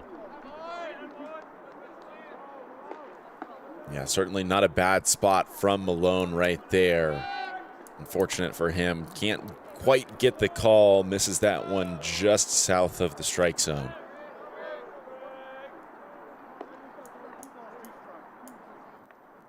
And the umpire making the correction. It is 2-2.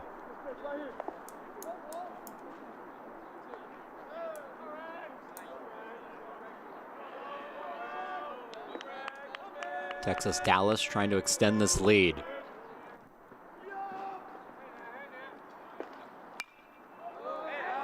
Hit in the air, but into the bullpen of Centenary.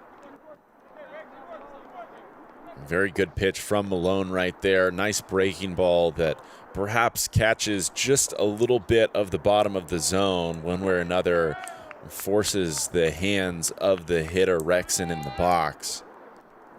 Just a better job at the plate yet again from this Comet offense, spoiling that pitch.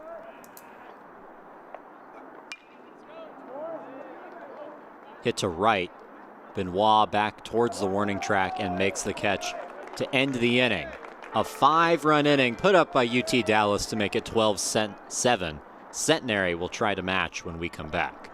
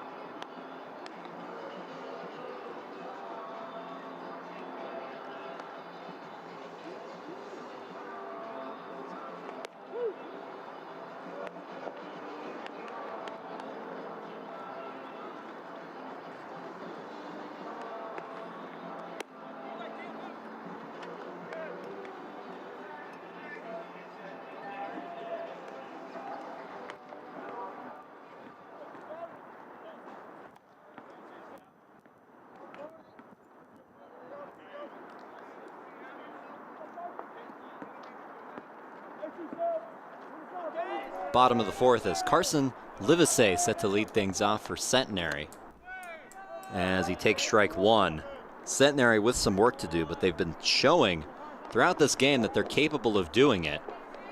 Already with a 5-run inning following a Texas Dallas 5-run inning. And they'll try to do the same thing again in the bottom of the fourth. Outside 1-1.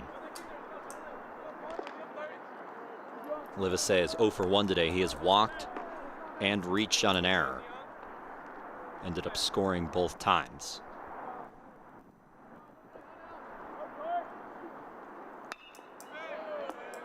Fouled off, and it's 1-2.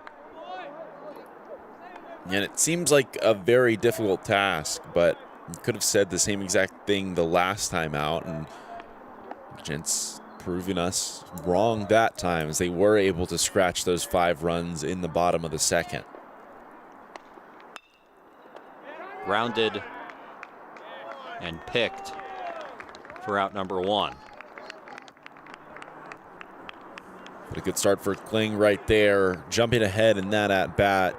Another breaking ball that induces just some soft contact and does a nice job of coming off the mound to field his position and makes that nice easy flip on to first base. Now the first year Alex Miller up, making his 3rd trip to the batter's box. It's that to third, a good pick, and the throw in time. What a play by Bivens. Makes the pick and the strong throw across the diamond, 2 down quickly for UT Dallas. We'll see it again here on the replay. Bivens playing this hard hop. It gets on him in a hurry. This one taking a bounce off of that turf, so it's realistically speeding up as it's getting to him. And then also a very bouncy surface. So that last one not only kind of gains some momentum, it gets up towards his chest. A nice, very nice job of just reacting to get that glove up and able to glove it cleanly. Very impressive to not only do that, but finish the playoff by bringing himself to his feet again and making that strike throw to first. Pitch lands for strike 1 to even the count at 1 apiece. So the job getting that much more difficult for Centenary. Their 2 best hitters hitting 3 and 4, both retired in order. Sets up with the bases empty and 2 down for Austin Benoit, who fouls that back to make it 1-2. Benoit 2 for 2 on the day. He's a guy that you would love to have up to the plate with each of those 2 hitters before him, Livesey and Miller, on. He was a guy that yesterday was able to do a lot of damage for the Gents in their game against UT Dallas. I think he started that one at least 2 for 2, 2 for 3, somewhere in that ballpark, because he had quite a performance yesterday that he's continuing right now. And he continues it here. The throw in the second holds Benoit at first, and it's a 2-out knock for Centenary. Yeah, even in a 2-strike count right there, Benoit showing what he's capable of. Changes the approach just a little bit, shortens up the bat, goes the opposite direction.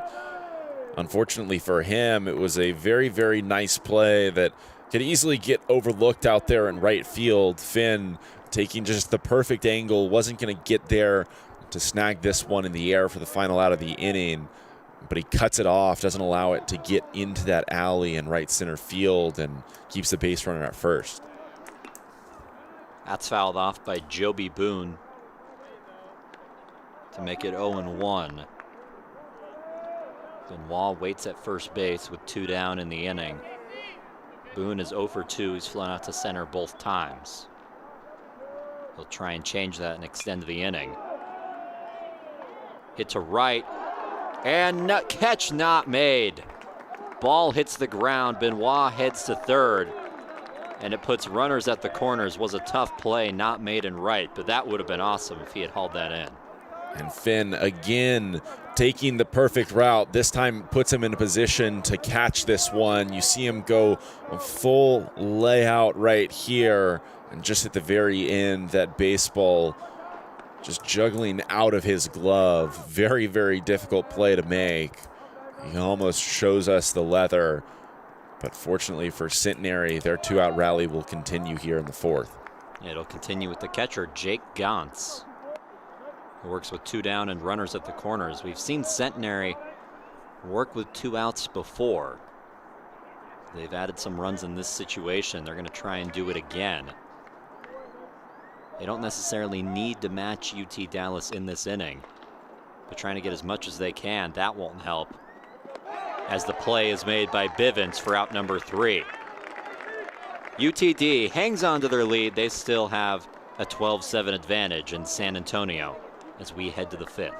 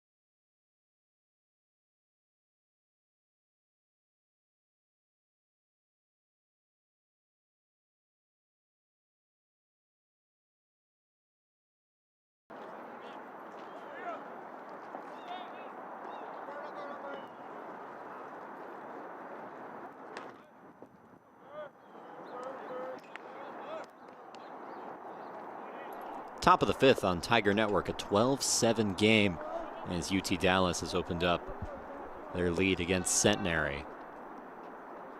First time all game that the two teams didn't match each other in the inning. It was 2-2 after one, 7-7 after two. Two scoreless frames in the third, and then UT Dallas scoring 5 runs in the top of the fourth. Centenary not able to equal that. As the leadoff man for UT Dallas is Albert Garza. Garza 1 for 1 today. He's doubled, also walked twice. It's been a very, very impressive job from UT Dallas today, applying the pressure and forcing this Centenary offense to try and chase them. Very difficult thing to do, playing from behind for large portions of games.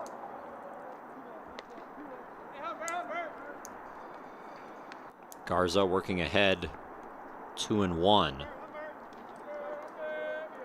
Still up 5, and they held Centenary scoreless the last half inning, but you get the feeling that this lead not necessarily safe.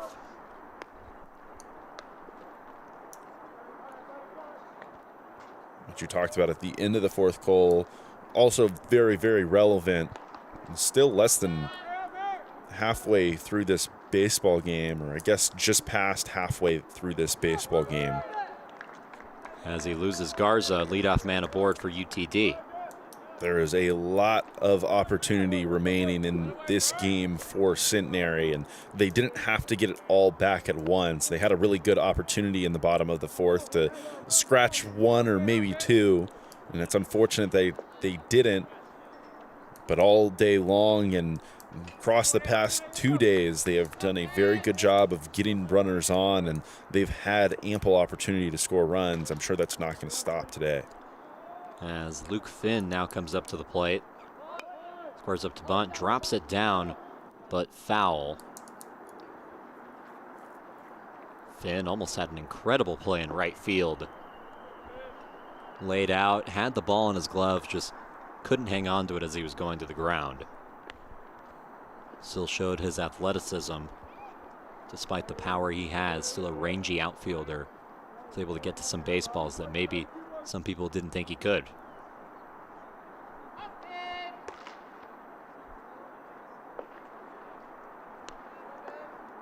He works with Garza on first, who was checked on and back safely.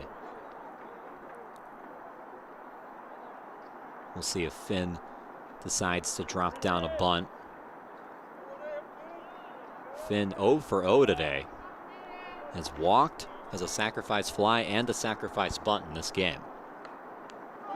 And he gets hit. So the 0 for 0 stat line will remain. Yeah, really speaking that one into existence yet again right there, Cole.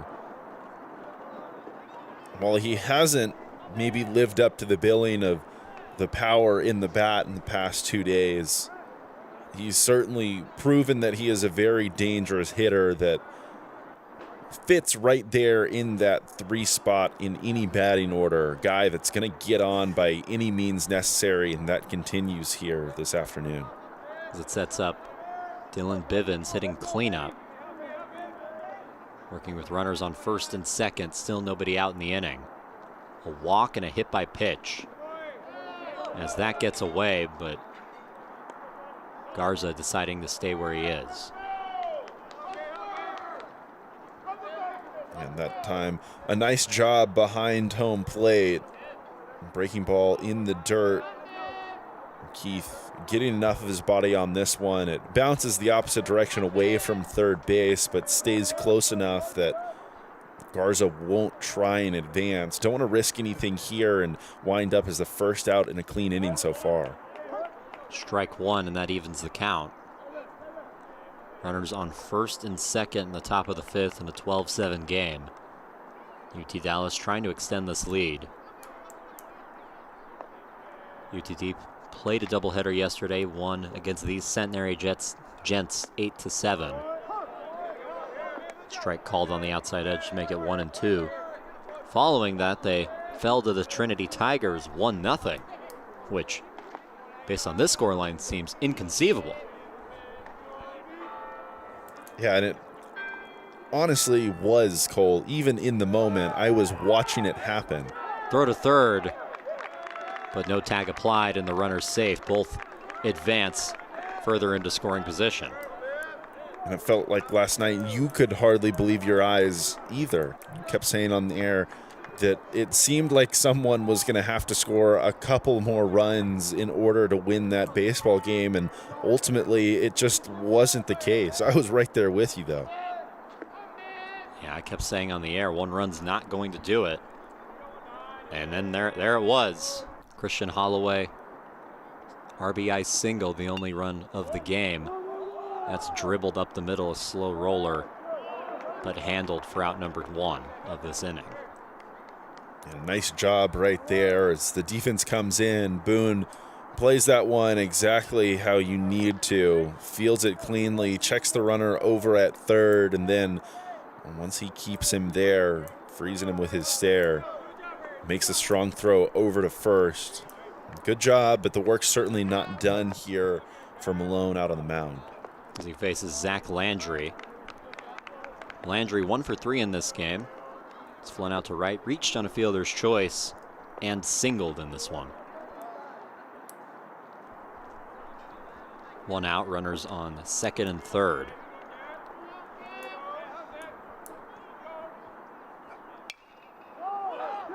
Hit in the air to right,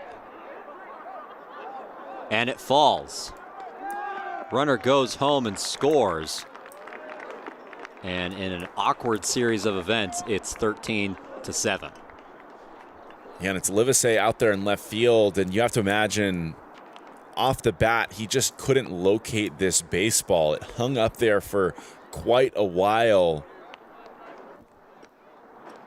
And with the infield all playing in, Boone wasn't going to have the opportunity to go back and field that behind second base. In pretty normal depth, I think that's a routine play. Instead, with the pressure on here in the top of the fifth, a couple of runners in scoring position, less than 2 outs, things change defensively. Runner goes, throw to third, gets in the center field. Finn's coming home, and it's a 7-run advantage for UT Dallas. Another runner coming into third. Very, very aggressive base running from Landry right there. Impressive moving from first to third, especially when that ball's going into left field. That play right in front of Livesey again. Just the way things are unraveling for the Gents at the moment. Maybe not the greatest sense of urgency, and can't get that ball back into the infield ahead of Landry, who is another runner representing what would be an even larger advantage for the Comets. So now a 14-7 UT Dallas advantage. As Landry works his way to third base. Now the designated hitter, Coltharp, up.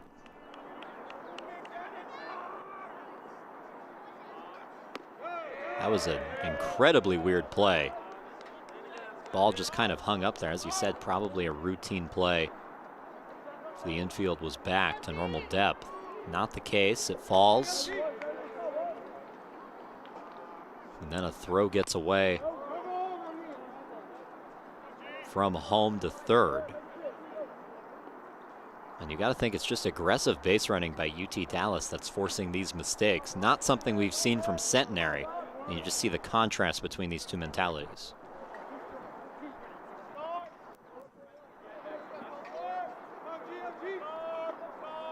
It's Coltharp in a 1-2 count. Still 1 down in the inning. A runner on third. Hit to short. Ball bobbled. But Boone able to recover and throw out Coltharp. And the infield remaining in here for the Gents, trying to just stop this bleeding as much as possible. A hot shot off the bat of Coltharp right there, and Boone lucky that it stayed just enough in his range that he could knock it down. some other runners on this UT Dallas lineup. They might have the legs to beat that one out. Fortunately, Boone staying composed enough and having an understanding of who's out there on the base path, able to find out too. Still one down in the top of the fifth. It's the catcher Peyton Taylor up. He's 2 for 2. He's singled, doubled, and has also been hit by a pitch. Softly grounded and thrown out to end the inning. But UT Dallas adds 2 more. It's a 14-7 Texas Dallas lead.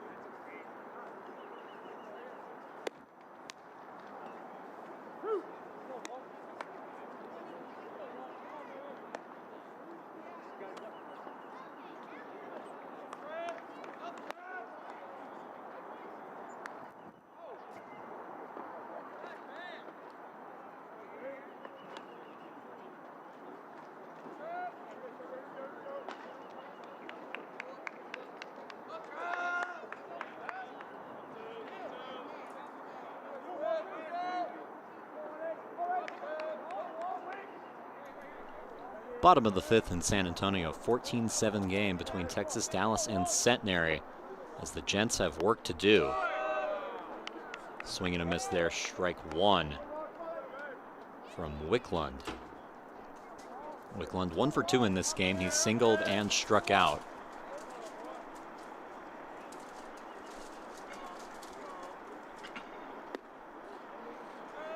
Inside 1-1.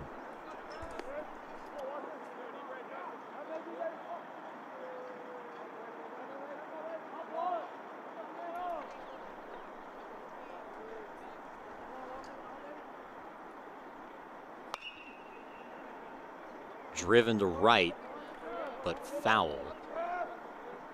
And it makes it 1-2.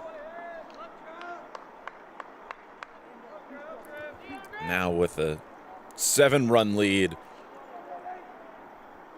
Another arm into the game for UT Dallas. I think opportunity or the mission remains the same. Continue to throw strikes as Centenary wasn't able to respond and match in the last half inning.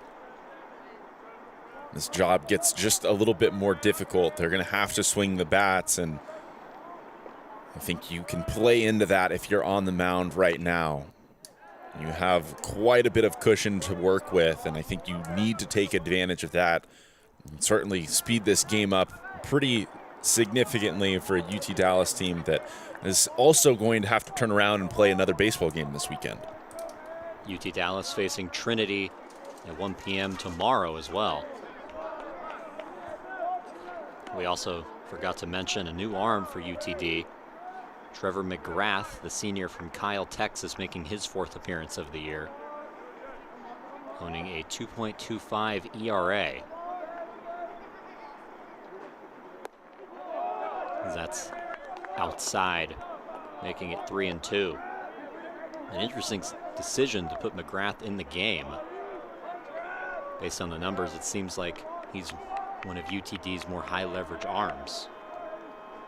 In a situation where you're already up 7, so that's fouled back, and we'll do this full count pitch again.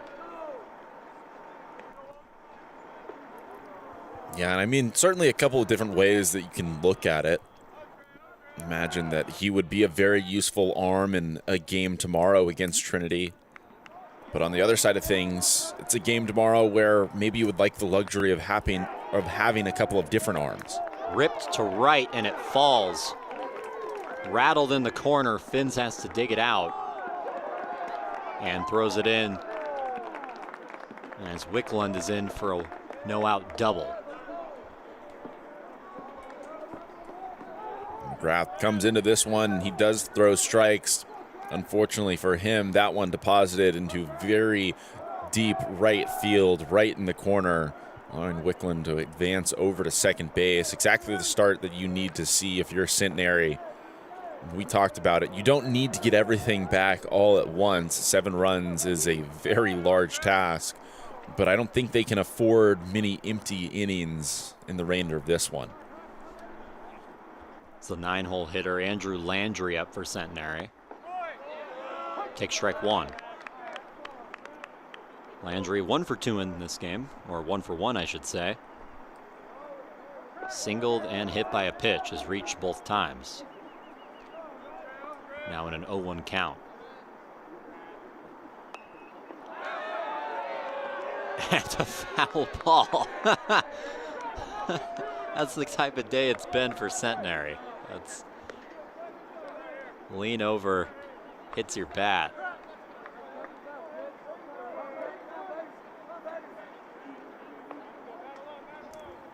Yeah, and the one thing your coach should do in situations like this one is to get that bat down and out of the way. It looked like he even made the effort to do so, and that breaking ball, just a heat seeker right there. It found its target.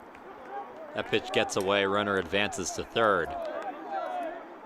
Yeah, I think we need to see that again. That was truly immaculate in so many ways. I actually just saw a clip of that.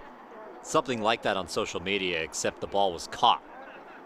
So that it could have been worse. If you're a Centenary fan and you're thinking you've got to be kidding me, just know there is a situation where it was worse. And Landry remaining in this at bat, staying very competitive as we will get another look at it. This breaking ball getting away from McGrath. He loses it arm side and he pulls that bat down. Looks back, don't see his reaction on that replay right there, but he couldn't believe it himself in the box. Misses it, makes it 2-2. You're right, Luke. He even ducked the bat to try and get it out of the way. Didn't help him.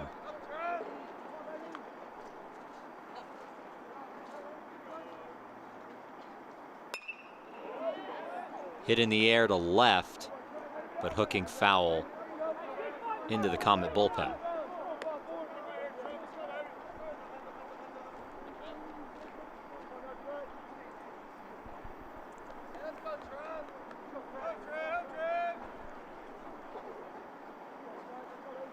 It's now a 2-2 count in the bottom of the 5th.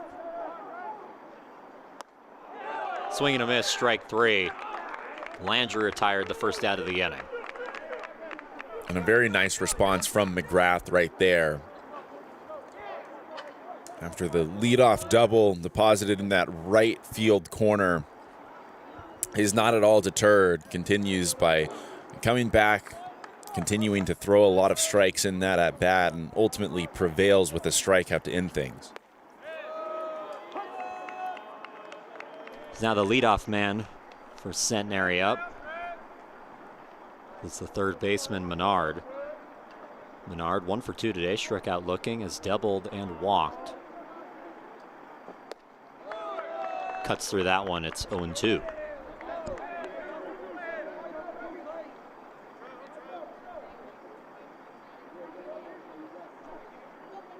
Centenary trying to claw back in this game. We've certainly seen big innings all around.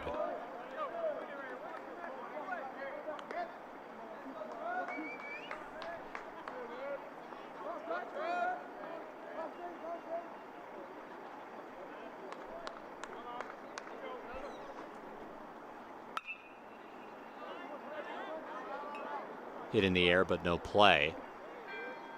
Looked like Bivens lost his hat on that one. All sorts of weird things happening in this inning. Centenary hopes a comeback is included in that. Yeah, it's just been one of those days, most emblematic performances of Division III baseball that we've seen here on Tiger Network. Grounded to first. Run will score, but the out is recorded, and it's 14-8. Good job there from Centenary, getting at least one back here in the bottom half of the fifth. Still have plenty of work cut out for them, but exactly what we just talked about. Can't afford very many zeros as they continue here in this one. Do a nice job of recognizing the scenario, getting a runner over to second, moving him to third, one out in the inning. Trade that out for the run, even if you're on the offensive side of things. As Colin Pitts comes up to bat. Pitts a pinch hitter in this one.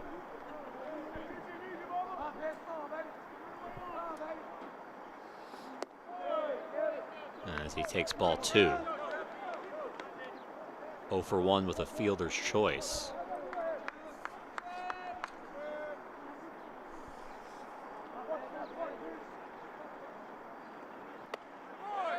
Strike 1.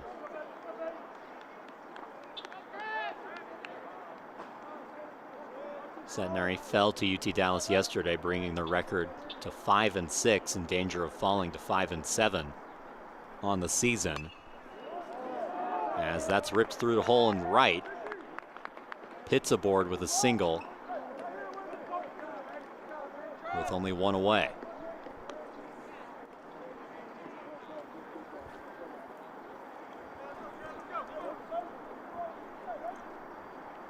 And things starting to trend in a similar direction that they did in that game that we saw yesterday. Centenary doing a much better job in this one of scoring runs, but still they have left 7 batters aboard so far this afternoon.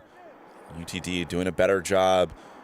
They've left some guys out on base in their own right, but a much, much more impressive outing than they had yesterday. 14 runs, only 5 left on to this point, and a big difference in this one is it's not coming back to hurt them, at least not threatening to do so in a way it did yesterday. Carson Livesey, the 3-hole hitter, up. 0 for 2s, walked and reached on an error, grounded out the last time he was up. Finds himself in an 0-2 hole. 2 outs in this inning.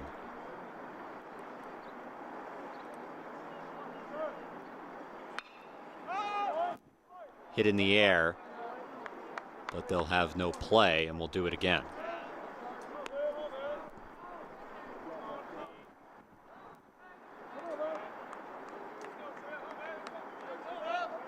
Luke, we can do some quick math. How close are we to the 26.5? We're right there. We're on the verge. 22, and the pace has certainly slowed over the last several innings. We had 14 of them that came in the first 2 frames. So I think your prediction, it's looking pretty good at the moment, Cole. Well, that's always good to hear. That normally doesn't happen. Fouled off. I mean, luckily you did not put yourself in a situation where you're going to have your hands tied. Didn't make an actual score prediction. Mm-hmm. Things a little bit easier for the run total. But we'll see how it plays out. Maybe we can work from there. If you get it right, might need a prediction, at least at some point here this season on Tiger Network. And that hits him right on the leg. Livesey goes down to the ground, and that is not something you want to see as a Centenary fan. He heads to first base okay. but definitely labored by the hit by pitch. Yeah, it looked like that one got him pretty squarely in the foot. McGrath missing with that pitch, just pulling off and not finishing down that line to the dish. I've seen a couple of hit by pitches already in this one, none having the effect that it did right there. Livesey clearly in quite a bit of pain, went straight to the ground, but didn't stay there very long. Hustled down to first base. A little bit surprised to see him remaining on the base pass at the moment.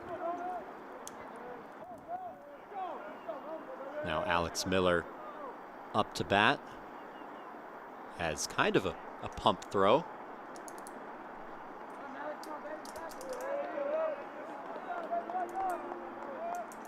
Never seen that before, but McGrath ready to deliver now. First pitch lands for strike one. He works with two runners on. Livesey, a hit by pitch is at first base. And then another runner at second. Swing and a miss, it's 0-2. McGrath, even with a pretty dangerous hitter in the box right now, continuing to come straight at him. Miller with a good opportunity. Fastball right in his wheelhouse right there. Just ran a bit too far in on his hands, and he couldn't catch up to it.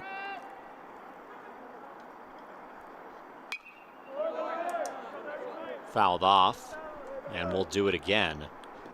Centenary trying to claw back into this game. Runners on first and second, 2 down in the inning. And one of their best hitters up to the plate in the freshman Alex Miller. Still a long way to go, but some runs here would definitely help their comeback cause.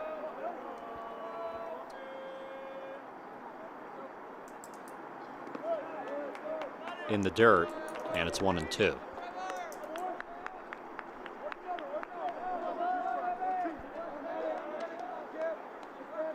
Luke, I'm finding the 3 p.m. start time to be highly unlikely at this point. I think you'd be right on that one. I just don't think it's going to happen. I didn't want to speak it into or out of existence earlier. Grounded up the middle. Pitts coming around. He will score. Livesey heads to third. And tagged out. Aggressive base running from Centenary costs them, but they get another one on the board. It's 14-9 as we head to the 6th.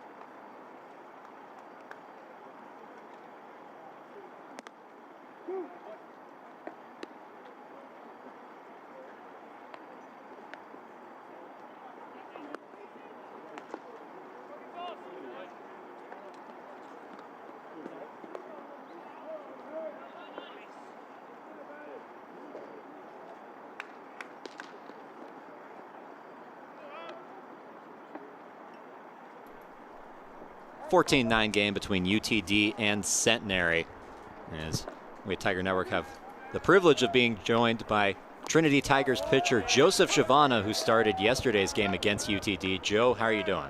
I'm doing pretty good. It's good to be here this afternoon. So it's nice to be at the field getting ready to watch another great game. Yeah, it looks like your game's not going to be starting for quite some time based on this one. 14-9, high-scoring affair that is nowhere close to being done in the top of the sixth.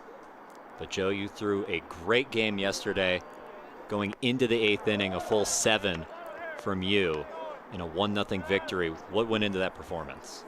I think it was just the preparation throughout the week.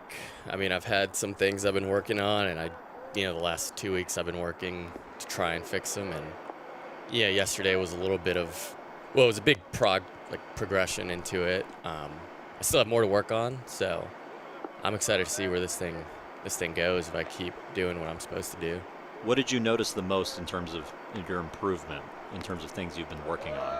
I'd say it's keeping the tempo slow. I mean, I feel like I usually get really into the game, even though it doesn't really show, but my internal clock starts to race. So just, keeping that slow, and then just keeping the self-pressure out of it. I mean, I feel like external pressure isn't too bad, but most of the time it's all internal, and just being able to deal with it and not doing that to myself. 2-2 pitch outside, ball 4, and the leadoff man aboard for UTD. Joe, you faced these guys yesterday. What do you make of this lineup as a whole? I thought they're obviously good hitters. They're really aggressive early. I mean, they know what to look for, what not to. I mean, they didn't really swing at balls that they didn't see as strikes very often. Once you proved you can throw it for a strike, they started swinging. So, I mean, they're a really good team. It was fun throwing against them. I mean, those are the guys you want to pitch against. Throw to first. Not quite in time, though. It looked like it had a chance. The 9-hole hitter, Yeager's self up for UTD. Also important to mention a new pitcher in for Centenary to start this inning. It's Hank Bennett, the senior.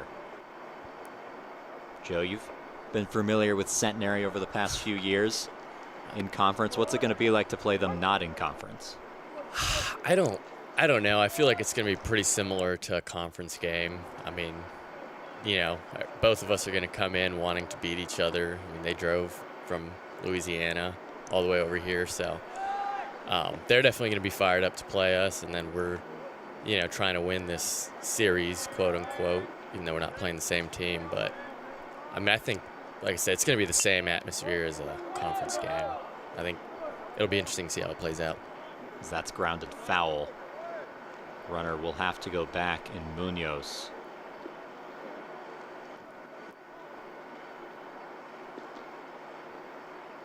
UTD, obviously a very potent offense.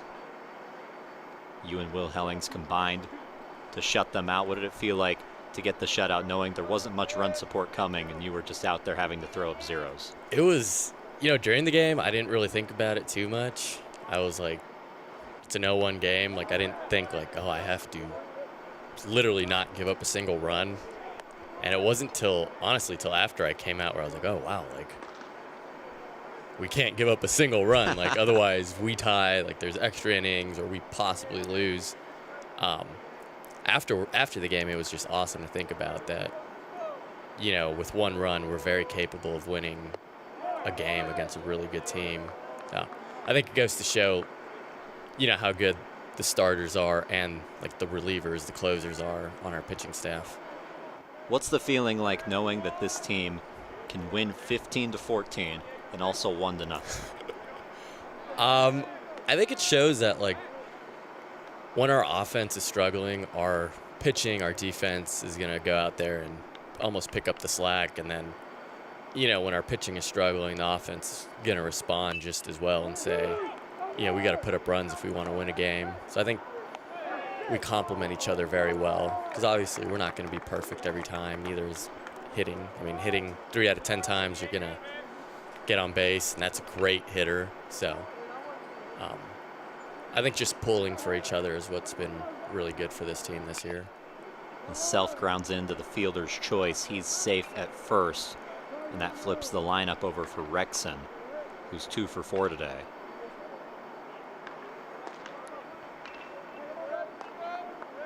UT Dallas in a 14-9 ball game. Centenary trying to hold the lead, or hold the deficit, I should say. Trying to put themselves back in this thing.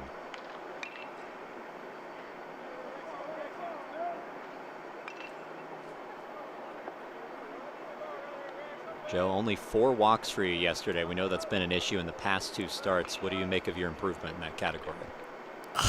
I think staying away from the windup is definitely something that helped later in the game. I realized, looking back at just about every walk I've had, it's all been from the windup. So clearly I need to work on the windup, but it's honestly way more fun when you pitch without walking so many hitters. It makes it way easier to pitch. It also seemed like, this is something Luke observed, that when you walked somebody, it was with 2 outs and it didn't really hurt you. Was that something situationally that went into it? I mean, there's good walks and bad walks. I mean, obviously, no strike or no outs, you don't want to walk a guy. I mean, that's usually going to end up being a run. With 2 outs, it's like 3-2 count. If I'm feeling good, which I was yesterday, I'm going to throw him something out of zone, try and take a strikeout. If not, if I get a walk, reset on the next guy. But yeah, it's definitely situational. It's just based on how the game is rolling and how you're feeling yourself as a pitcher. So I thought I felt pretty good. Joe, I think you threw around 111 pitches yesterday. Is that the correct count? Yeah, I heard 111 from somebody and 113, so somewhere in between. How many more do you think you could have thrown? Dave asked me if I felt good, and I said I felt great. So I think I could have got more, but if I'm being honest, when I went out there that 8th inning, I was gone. Like, my arm, I don't think I reached a single ball to the plate in my warm-ups. I think it was also partially because of the long inning we had. I mean, we had, runners first and second. We had long ABs, so my arm just got cold. But I don't know. Be interested to see how many pitches I can throw in a game and still feel good. I'd say I'd hit the sweet spot yesterday. About where I want to be. Well, a full 7 innings. That's a pretty good sweet spot. I'll take it. I mean, it was a fun game yesterday. Joe, you've talked to me before about your time in Wisconsin this summer, playing summer ball. Why don't you go over for the audience what that experience is like? I mean, it was fun. Like, it was definitely, well, first of all, I was in a brand new state that I'd never been to, so seeing a different scenery was pretty cool. But just the amount of games we played and the interaction with the fans is just one of those things where it's like, you don't really get this anywhere else other than summer ball. I mean, you got kids, parents, like, coming up asking for signatures. You got them, like, really pulling behind you, the host parents, again, like, just supporting you in everything you do, trying to get to know you, really treating you as one of their own. So, I mean, it was a great time. It was probably one of the best seasons I've had pitching. It's just nice feeding off of the other guys, meeting new people. Definitely enjoyed it. So you stayed with the host family, is that correct? I did. So I live 30 minutes away from the city, so we had to drive 30 minutes every day to the field and back, which honestly wasn't that bad once you realize, like, you're going to have to do it. If you play the right music, you're chilling. It's now a 3-2 count. Runner on second in the 14-9 game with 2 down in this inning. Here with Tigers pitcher Joseph Shavana. And foul tip into the glove. That's strike 3. As we'll head to the bottom of the 6th, 14-9. Centenary still in a hole.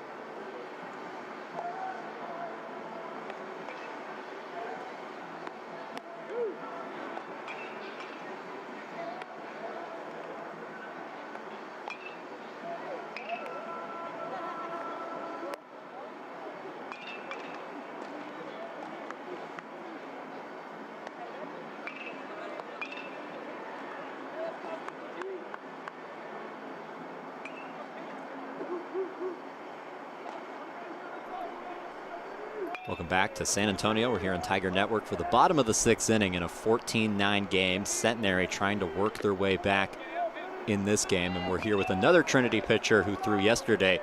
It's Will Hellings. Will, how are you? I'm doing great. It's great to be here, Cole. Thanks for having me. Will, obviously a great game yesterday. What was it like to come into a situation where it was 1-0 and you knew any mistake could really turn the game around? It was exciting. I mean, just had butterflies warming up. It's just one of those moments where being an older college baseball player, you get them, and it's like it's time to lock in and go have some fun on the mound. So I was amped to be there, be in that moment, close the game down. New pitcher in for UT Dallas. That's Kenny Garza. It's ahead 0-2. As that's past the dive of Bivens, it'll rattle around in the left field corner. And a lead-off double for Centenary, exactly what they needed. Will, that was your second save of the season. What's it feel like to be the team leader in that category and then be the guy who's thrown in that position? It feels great. I mean, I'm honestly humbled. It's kind of been a long journey to this point, and so I feel great that my team, my coaches trust me in that position, and I'm glad I can go out there and do my job and come back week after week and get it done. So I enjoy it a lot. I'm happy that I've earned the trust of my teammates so far. That was Benoit with a leadoff double. He's 4 for 4. Brings up Boone, the shortstop. 1 for 3 today. Singled the last time he was up. A base hit here could put Centenary back in this ball game. It's been back and forth. You've had a few of these this year for Trinity. What's it like to be in this situation as opposed to a 1-0 game? Well, from my experience after playing Babson, I don't think this game's anywhere near over. It could be quite the excitement at the end, but I think knowing when we're down or we're up by quite a few runs that there's a possibility of a comeback for either side. You got to stay locked for these whole 9 innings, or else these games can get away from you, or you can get caught by surprise. So I think if there's anything to be said for this kind of situation, is be ready, because it's not anywhere near over. They appeal and say Boone did not go around, so that evens the count at 1 apiece. Will, you touched on the journey that it took to get to this point. If you feel comfortable, could you talk about that a little bit and how you got here? Yeah, I mean, it all started, I was originally committed to another Division III school out of high school, Dickinson College in Pennsylvania. And then had some complications with COVID and ended up not attending that university. And then made my way to Odessa, Texas, went the JUCO route, did my 2 years there. I had an amazing time pitching there, and I'm really happy to be at Trinity. I think I've kind of found my home, and obviously playing for 2 really great coaches like Scannell and Dave. It's just an unbelievable situation, and I think I've kind of found my comfort zone here.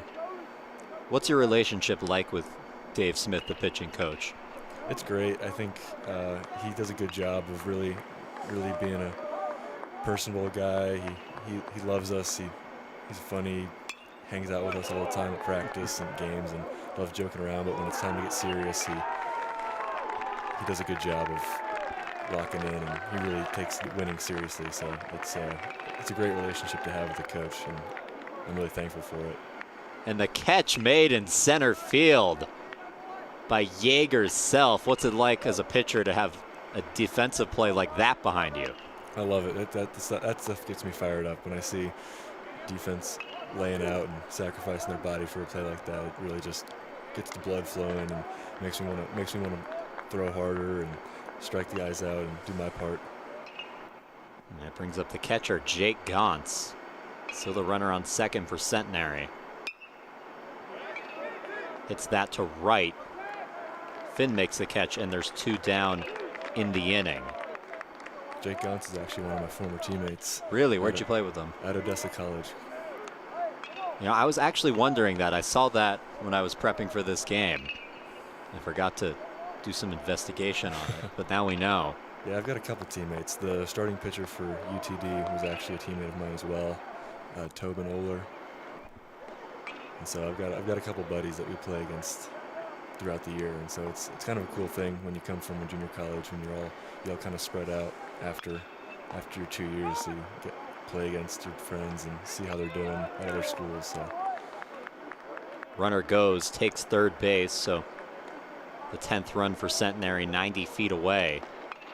What's it like to play against former teammates in terms of information? Do you feel like you know more about them?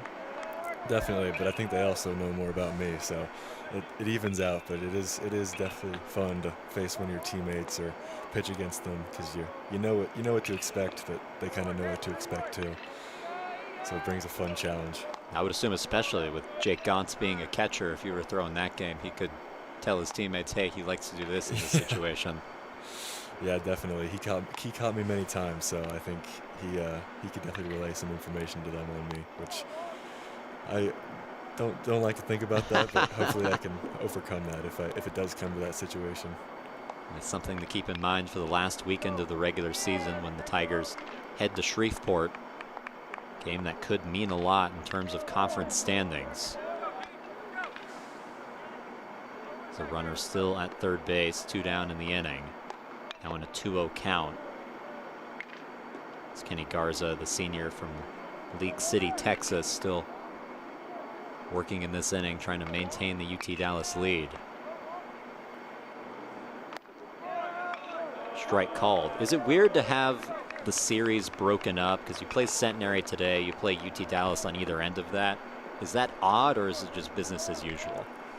I think a little bit of both. I think we looked at the schedule and we saw 5 games this week kind of spread out, and playing Thursday through Sunday is obviously a challenge, but I think we have the mindset of just business as usual. Like we come into each game ready to win, ready to give our all to the game, and so I think we take it on as a challenge, and we're just ready to go out and give ourselves the best shot to win. I think any day we get to play baseball is exciting, so I think we embrace it pretty well. Grounded up the middle, and that ends the inning. Runner left stranded for Centenary. Thank you, Will. Thank you for having me, Cole. We'll go to the 7th next.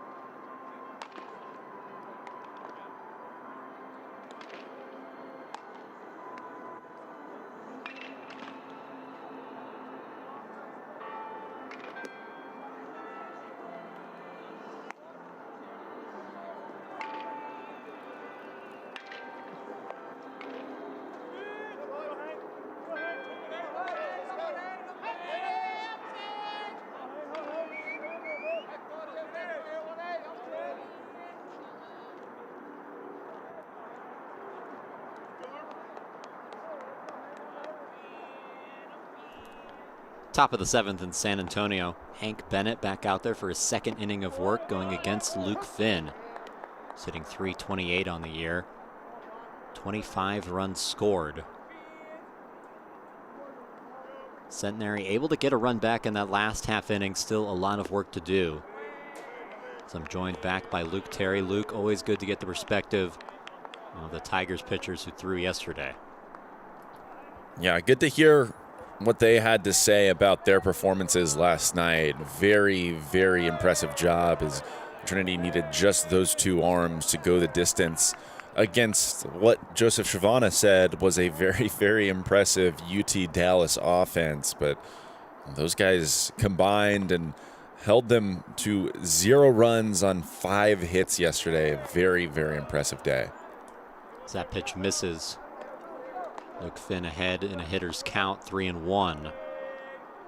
But that's been the combination for the Tigers on Friday nights. Shavana will throw the first 6 and change usually. Went 5 2/3 one time. That's the shortest outing of the season. Full 7 last night. And then Will Hellings will come in to shut the door with whatever score it is. Whether it's 1-0 or coming in against Babson in an 8-2 game. It's now a full count pitch. Swung on and fouled off.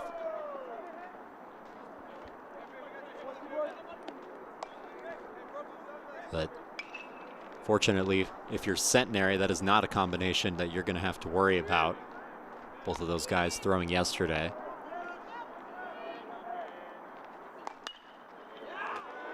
Hit in the air to right, and it falls.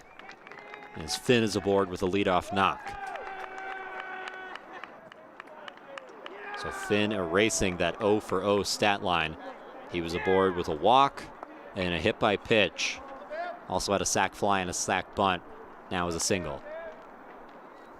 Yeah, and just a huge offensive output for each of these squads today.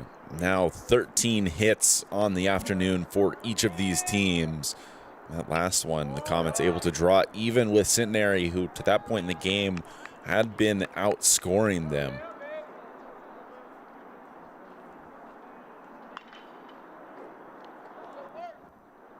It's now an 0-1 count to Bivens, the third baseman who's made some nice plays defensively. So he hits that in the air to right, and the catch is made by Benoit for out number 1. Really, it's this Comets offense that's capitalized on some other statistical categories here today. Not a ton of walks, just 5 so far, which certainly outpaces the Gents, but they've, in addition to that, reached via the hit by pitch 3 times. They've gotten aboard because of errors an additional few times. They're just taking free passes any way that they can get them.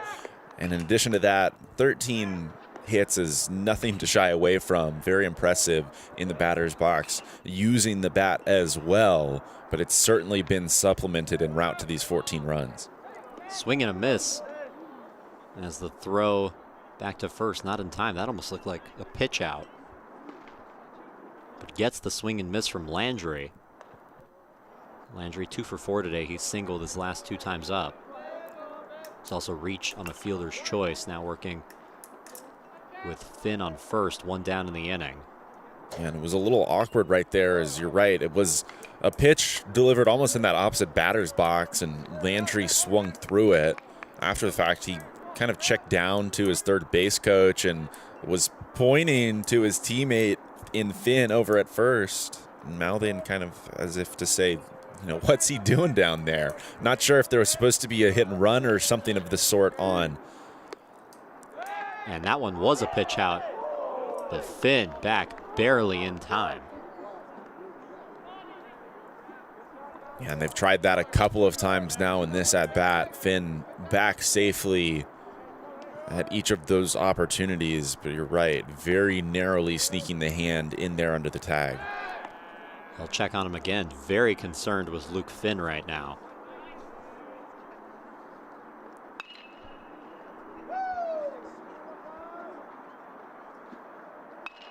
Finn, not a huge threat to steal as of now, though he does have 6 stolen bases on the year. Has yet to be caught, and it looked like he was on the run there. and had to assume that it was going to come at some point in this at-bat with as much attention has been paid to him by Hank Bennett. And more attention given.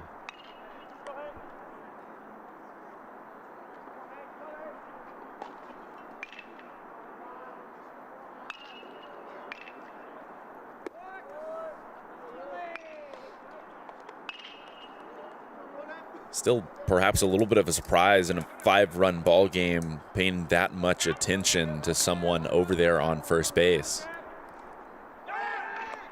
And more given. So this may be the longest at-bat in the game, just in terms of time in the batter's box. Yeah, I would agree with you there. Runner goes. Throw to second, not in time, so all the attention and none of the reward, as Luke Finn has his 7th stolen base of the year.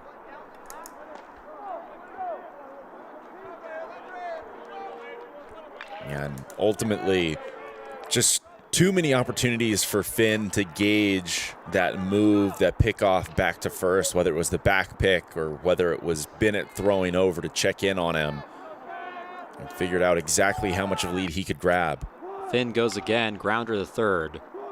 Finn thought about coming home, has to dive back to third base. He's safe, and because of that, the runner is safe at first. Runners at the corners, only one down because of Luke Finn's base running.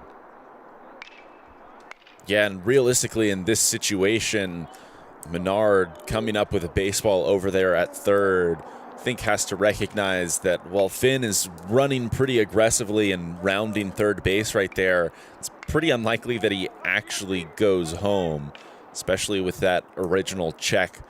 He looks over just once, and I'm not sure committing to trying to dive and tag that lead runner out is the best approach.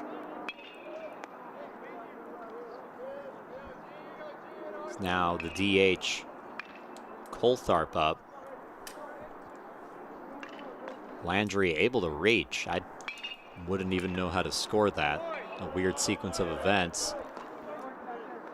Good job by Gantz to keep that pitch in front of him. It's 2-0. Yeah, I'm not sure you can hand out an error right there, but I believe would be a fielder's choice that goes to Menard. Just doesn't result in an actual putout right there. Coltharp 0 for 4 today. Has struck out twice. Puts that into right. And the catch is made, 2 down. Finn tagging. The throw not in time, and it's 15-9 UT Dallas. And that's the threat of things right there.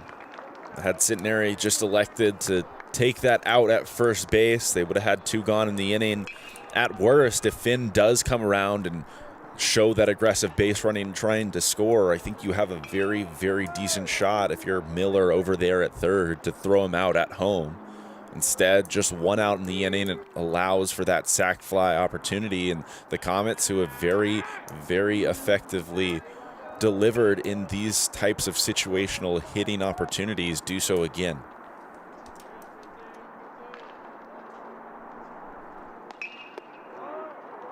Breaking ball in for strike 1 to Peyton Taylor. Taylor, who has doubled and singled today. 2 for 3 on the day.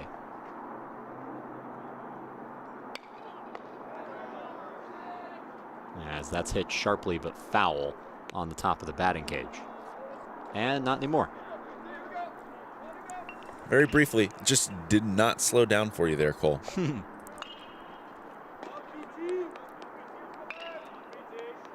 Taylor now in an 0-2 hole. Outside 1 and 2. UT Dallas adding on to their lead in this inning, 15-9 now. Making things more difficult for Centenary, though, as Will Hellings wisely said, this game likely far from over. Skied to center. And the catch is made to end the inning. 15-9, UT Dallas has the lead as we head to the bottom of the 7th on Tiger Network.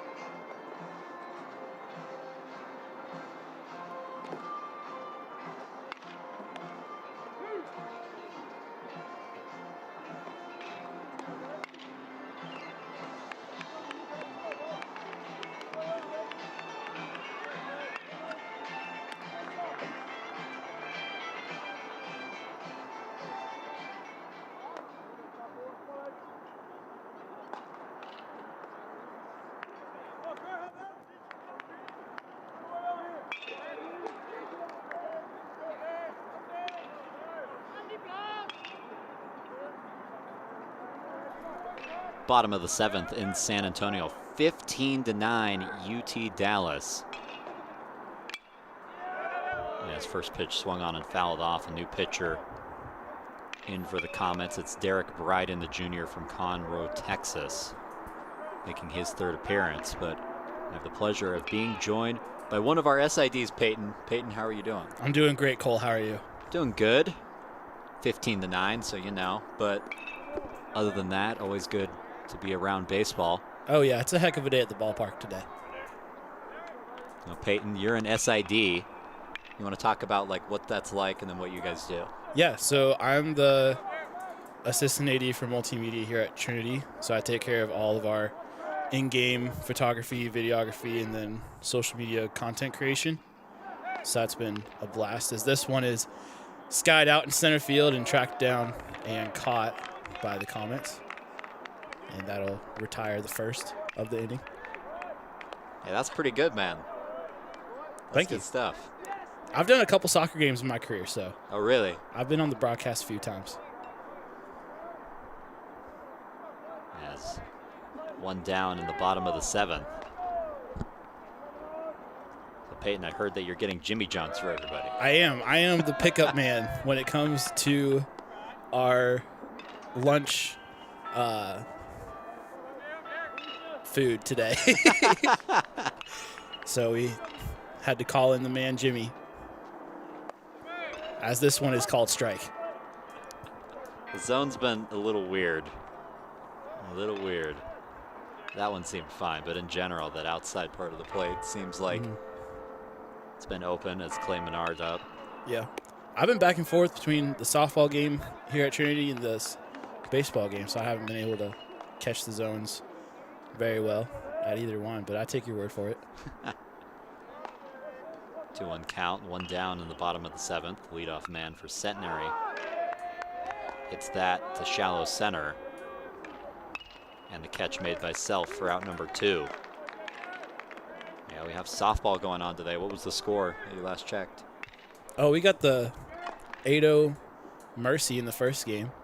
So we'll see what happens in the second as the Tigers are taking on Shriner.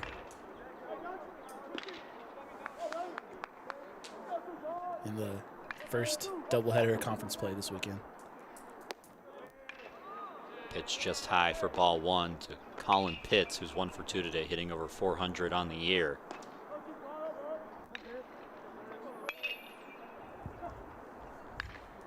What's it like being in your job when there's a bunch of sports happening at once? I know today it's only 2 different ones, but in the past we've had basketball, softball, tennis, and baseball all on the same day. Oh, last weekend I about wore a hole in my shoe running around so much. So that was a good time with the track meet and baseball, and the basketball regionals all going on as this one's fouled off. But yeah, it's a bunch of fun, you know, just I tell everybody working in sports is a dream because you're doing something that other people wish they could do.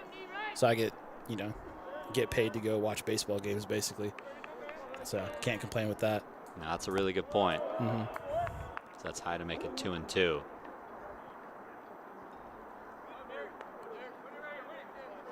UTD and Centenary meeting for the second time in 2 days. UTD taking the first matchup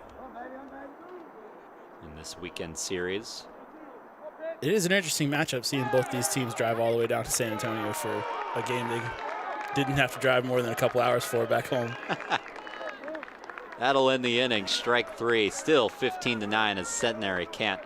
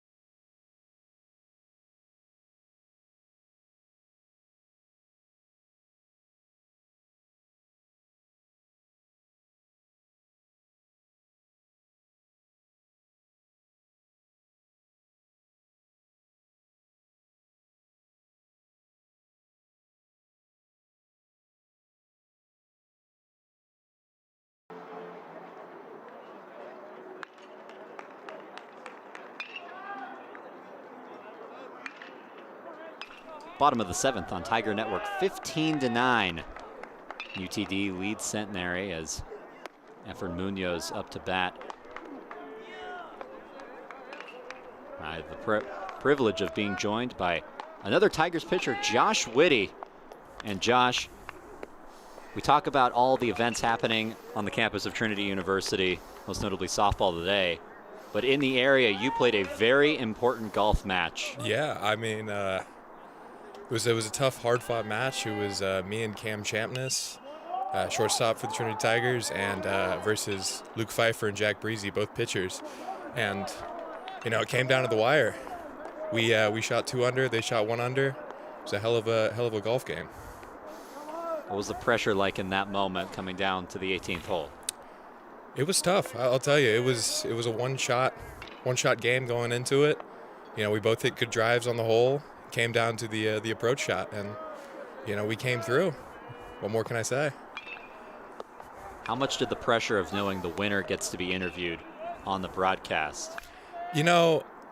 Pressure is difficult, but with a reward like this, I really just brought my all, and it's a little unfortunate we can't have Cam join us on the broadcast, but I know the dugout right now or in the batting cages, he's cheering me on. Did somebody carry, or was it a team effort combined with the both of you? On their team, I will say Jack Breezy put in a lot of the work, but Luke played pretty well too. But on our team, it was pretty even. We both had good rounds, and that's what we needed. The diving play not able to be made by Landry in center field. UT Dallas has a runner aboard with 1 out. Blunt popped in the air by Rex, and that'll be an easy out. Quickly 2 down in the top of the 8th. Josh, have you ever been in this room before? See how we do this broadcast? I have not. I've always been interested in announcing myself. I've been, about as big of a baseball fan as you can be for my entire life, and it's pretty cool to see the other side of it. Who's your team? I'm an Astros fan. I was born and raised in Houston, Texas, and always been an Astros fan. What do you make of them this year? I think they still got a good chance. I think go to the 8th consecutive AL championship series, and hopefully another ring. As that's ripped down the line in right field. And they'll put runners at 2nd and 3rd for UTD, already up 15-9 in this one. So for those watching that don't know, Josh is a reliever. So what's it like to come in to high pressure situations with guys on? It's difficult, but it's baseball. It's something I've been doing for as long as I can remember. I threw in relief a couple times at Grinnell. I was playing there my freshman and sophomore year, and I mean it's really just a routine thing. Getting and finding what you need to do to be ready. So the catch is made, and that'll end this half of the inning. Josh, it's great to have you on. Congratulations. Yeah, absolutely. Thanks for having me. As we'll head to the bottom of the 8th on Tiger Network.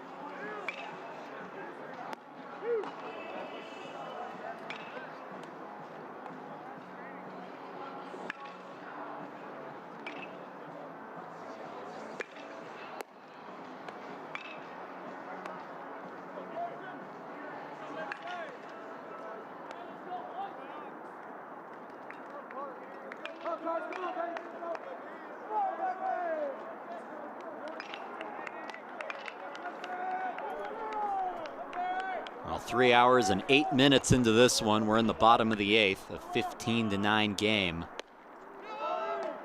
That pitch misses for ball 1. Derek Bryden still in the game for UT Dallas in his 3rd appearance. Now that's high for ball 2.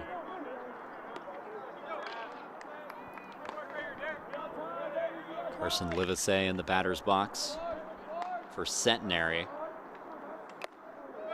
Swing and miss, strike 1. The Gents trying to make a comeback. They don't have much time to do it. No, down to their final 6 outs here in San Antonio. And really, with the way that this game has changed, especially in the back half of it, runs a little bit harder to come by. Imagine a 6-run deficit at this point, likely going to be a little bit too much to overcome. But things certainly going to have to start here with a leadoff hitter. And ball 4, as the leadoff hitter does reach. And it'll bring up Alex Miller with an opportunity to put Centenary back in the game. Mentioned it just a couple of innings ago. This is a Centenary team that has done a very nice job today. For a little while there, they had 13 hits that actually led the way between these two squads as Miller fouls that one back behind home plate. It'll get out of play. But realistically, the thing that UTD has been able to use and separate themselves is finding other ways to get on base. They had more walks, more hit by pitches. Unfortunately for Centenary in the field defensively, they had just committed more errors. Runner goes, throw not made, and Livesey takes second base. So welcome start here to the bottom of the 8th, finding a different way to get on base as Livesey was able to walk, now advancing over into scoring position. Runner in scoring position for the first year, Alex Miller now. 0-2 count. Takes a ball high. Not a very competitive pitch. And you talk about wanting to change the eye level, especially when you get ahead in counts. Usually it's with that fastball. You want a guy to start his hands on something up in the zone, something that he's realistically not going to be able to catch up to.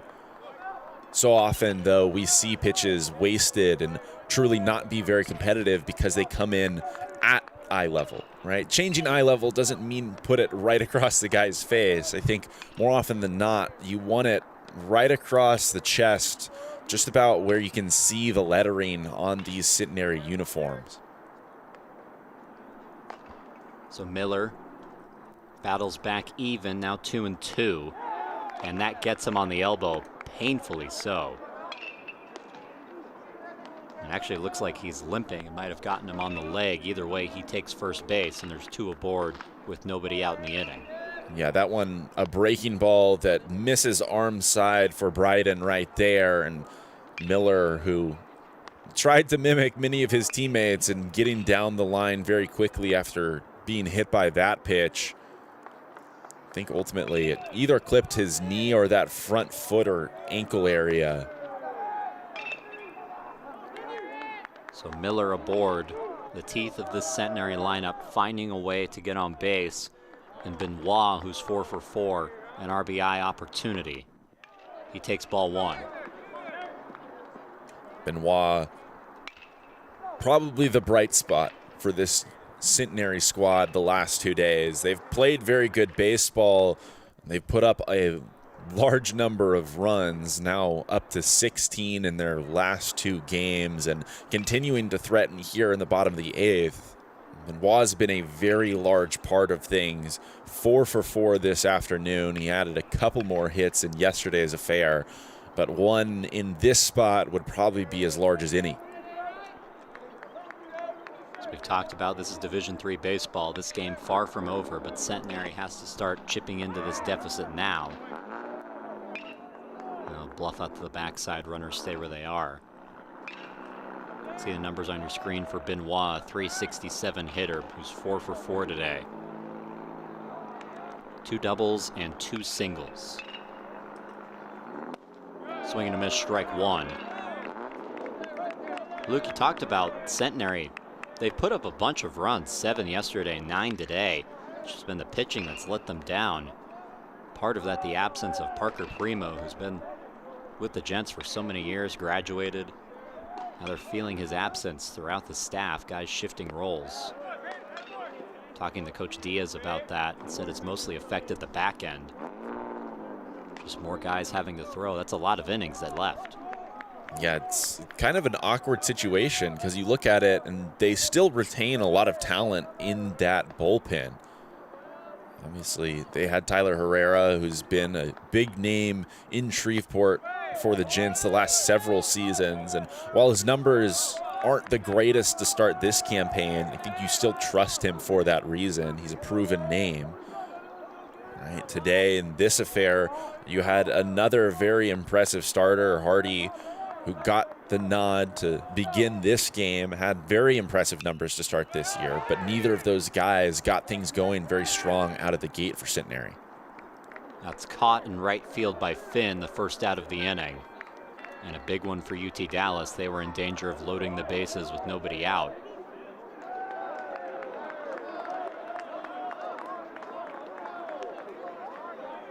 And Livesey taking a spot at third base.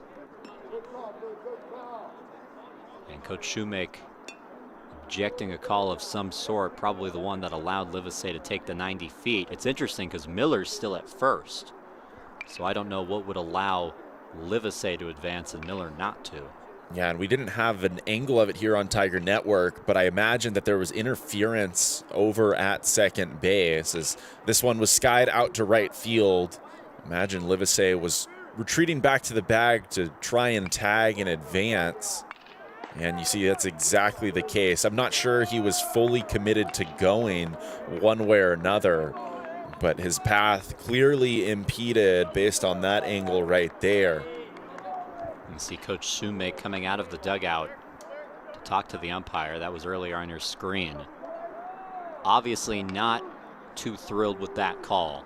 So now runners at the corners with one down for Joby Boone. Boone 1 for 4 today. His one hit a single. He's flown out to center the other 3 times. But nonetheless, an opportunity for Centenary. Trying to at least put some pressure on UT Dallas in the top of the 9th. And they say you want a round. 1-1.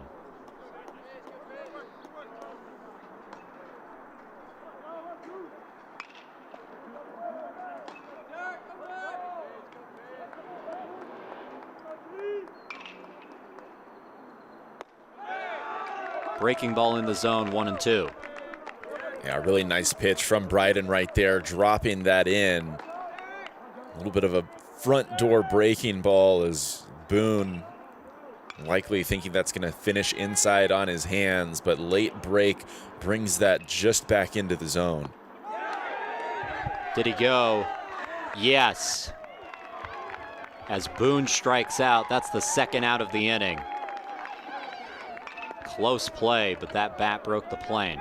And Derek Bryden right there, walking away with a little bit of a sword. A very nice pitch. Back-to-back breaking balls on the inside part of the plate. Boone maybe recognizing the spin on it second consecutive time, seeing it in on his hands, forced him to start them, but that one just dropping out of the zone. Just wipe out movement on it, and he didn't stand a chance. It's now the catcher, Gantz, up for Centenary. 1 for 3 today, flew out the last time he was up. He's also singled and been hit by a pitch. Takes it just high.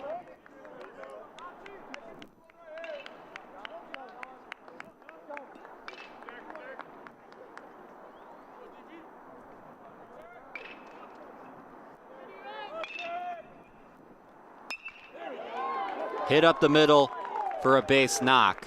Livesey scores from third, and Centenary has 10 on the board. And D3 baseball continues here in San Antonio. Not very frequently You can say a team scratches their 10th of the afternoon and still will find themselves behind, but that's exactly the case as the bats remain quite hot in San Antonio. It's been very, very difficult for either of these squads to induce swing and misses. There's only been 9 strikeouts here in this one. That's grounded to first. And the short out to end the inning, but Centenary tacks on one more. It's 15-10.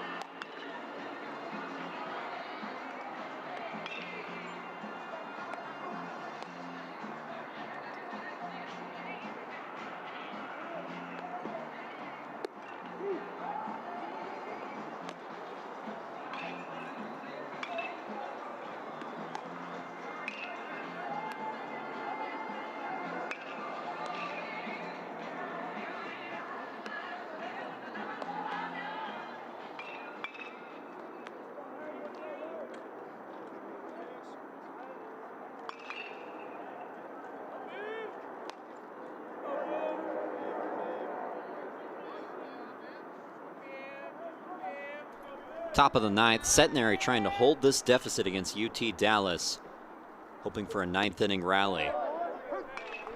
As the leadoff man is Bivens for UT Dallas, still facing Hank Bennett. Fouls that back to make it 0-2.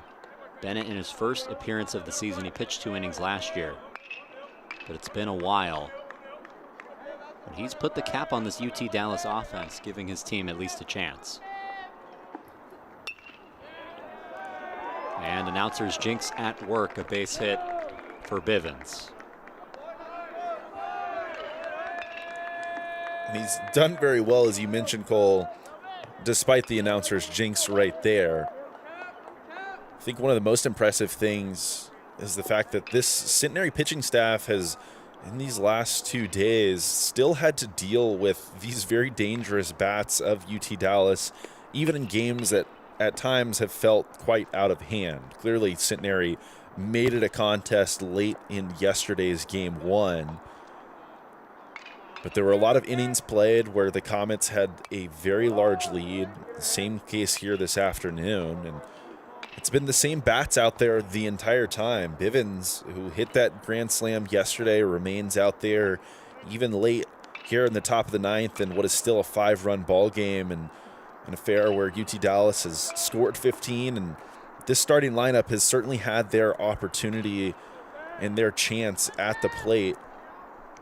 No new names being brought in to pinch hit. As these have been the guys for UTD in the 3 games they've played this weekend.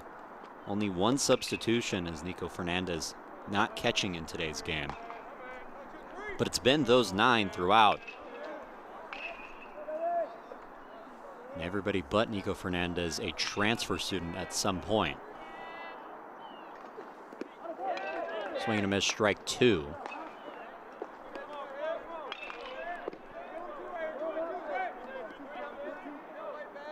UT Dallas resorting to transfer students quite a bit.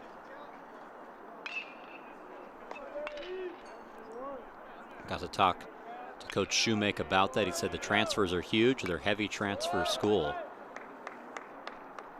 And he made the note that his entire infield and his entire outfield made of transfer students at some point. 26 of the 21 rostered players for UTD transfer students. Yeah, pretty incredible proportion of this squad finding a new home during their collegiate career.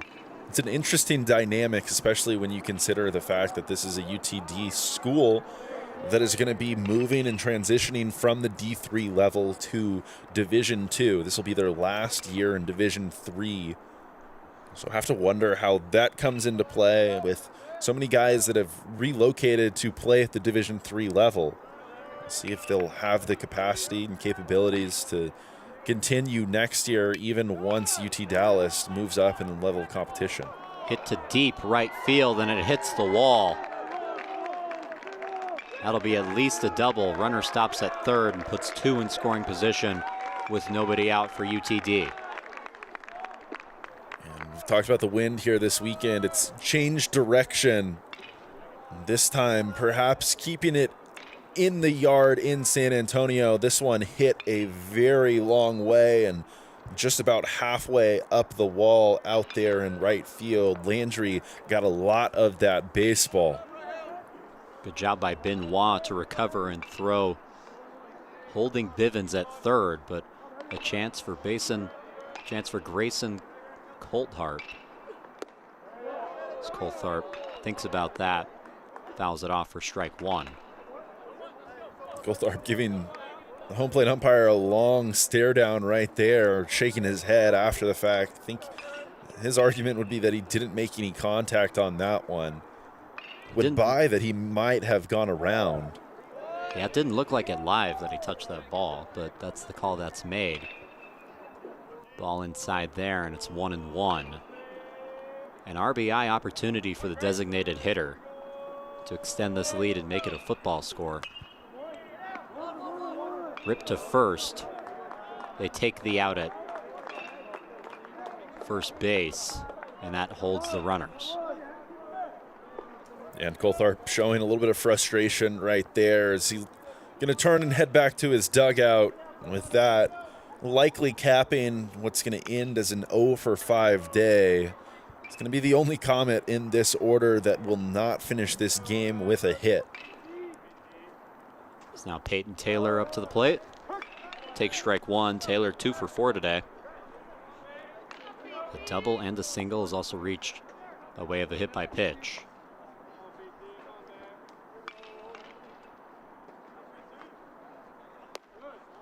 Outside 1-1.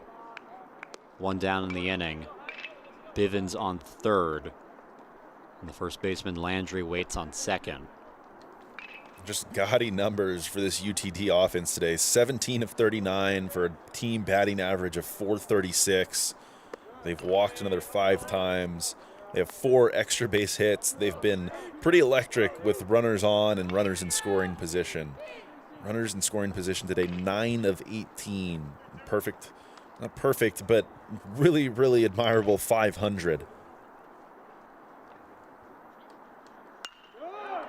Hit in the air to left, and the catch made by Livesey. Throws to second. They don't get him there. Throw home, not in time.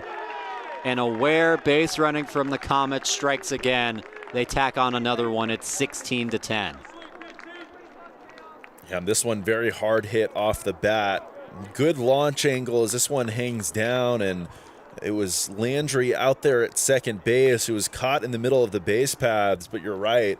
Bivens recognizing that this throw going back into second base, he was likely holding no matter what. It looked like on our first angle of this replay that he was going to hang up there at third base, but then recognizing where the throw was going made it a pretty easy job to move on home.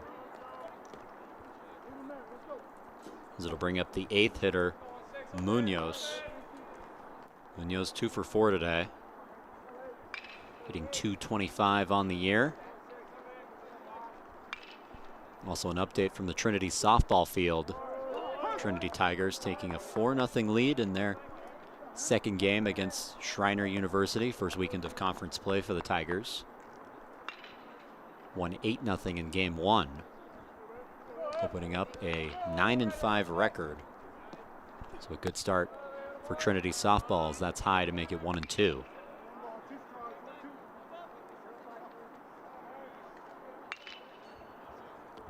Of course, Centenary in the same conference as Trinity University softball. Grounded to short, and that'll end the inning. So 16-10 is the score for UT Dallas. Centenary, one more chance to tie this game. We'll come back for the bottom of the ninth on Tiger Network.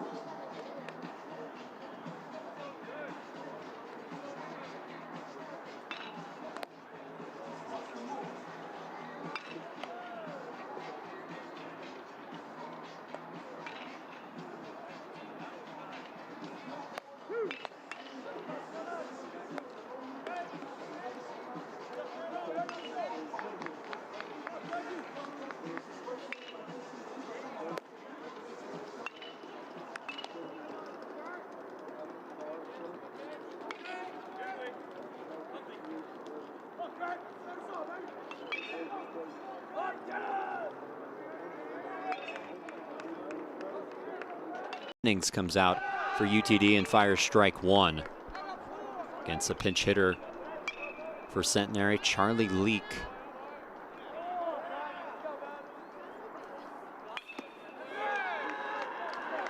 Fouled off. 0-2. It's actually Andrew Landry up, the 9-hole hitter, as he's been for the entirety of today, the center fielder. Fouls that off to stay alive. Jake Jennings pitched in last night's game against the Trinity Tigers. So I'm assuming a lot of relievers are going to have to do double duty based on the doubleheader, 4 games in 3 days for UT Dallas. Skied to center, the catch made by Self, and there's one away in the ninth.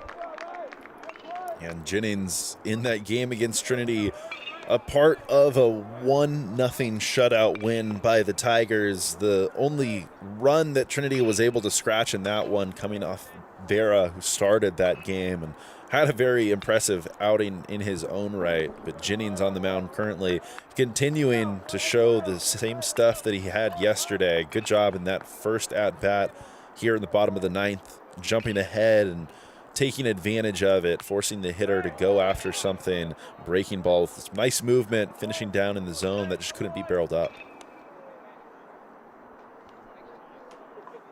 And as the order flips over for the Gents, Menard up. He was 1 for 4 today. Pitch way outside, and it's 2-1.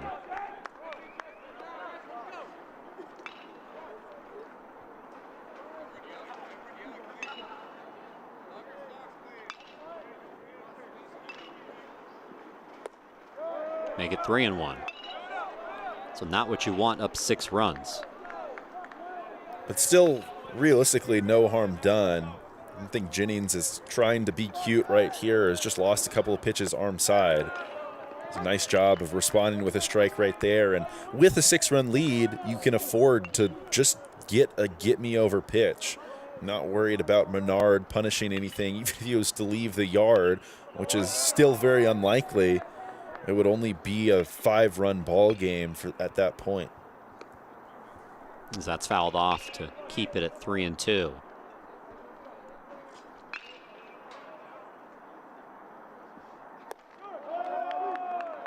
Ball 4, and he loses Menard, who heads to first base with 1 out. And it seemed like a consistent issue in that at-bat. Jennings just losing pitches arm side repeatedly, and unfortunately for him, he does so with that final offering and a full count and issues a walk here in the bottom of the ninth. It'll bring up Colin Pitts. Drives that one to right. Back at the wall, it's gone. A home run for Colin Pitts. Puts 2 on the board for Centenary. It's 16-12. And maybe a pseudo-announcer's jinx right there, right after I said Menard was not very likely to leave the yard and that Jennings could just continue to pound the strike zone. Colin Pitts steps up into the batter's box and sends one out over the wall in right field. He's going to don the maroon blazer as he heads back to Centenary's dugout. This one barely sneaking over the wall out there in right field. But despite that, UT Dallas preserving a 4-run lead. Still just 2 outs left to get. First pitch strike to Carson Livesey. And now 1-1. First home run of the season for Colin Pitts. 2-run bomb, making this a 4-run game. So that's fouled back.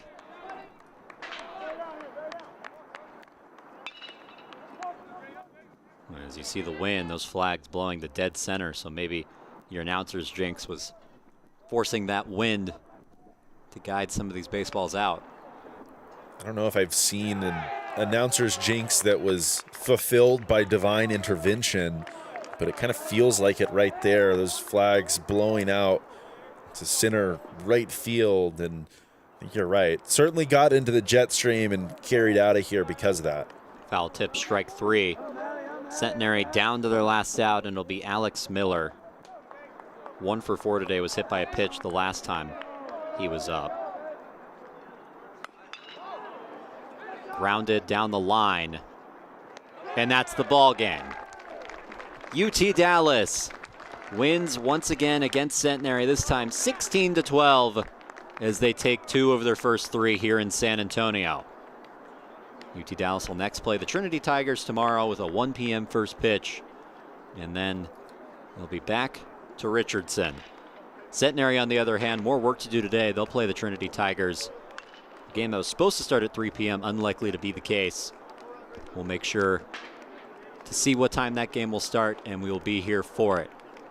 For everybody working today on this Saturday afternoon, alongside my partner Luke Terry, I'm Cole Isaacson, saying so long from San Antonio. Be sure to be back for Centenary and Trinity.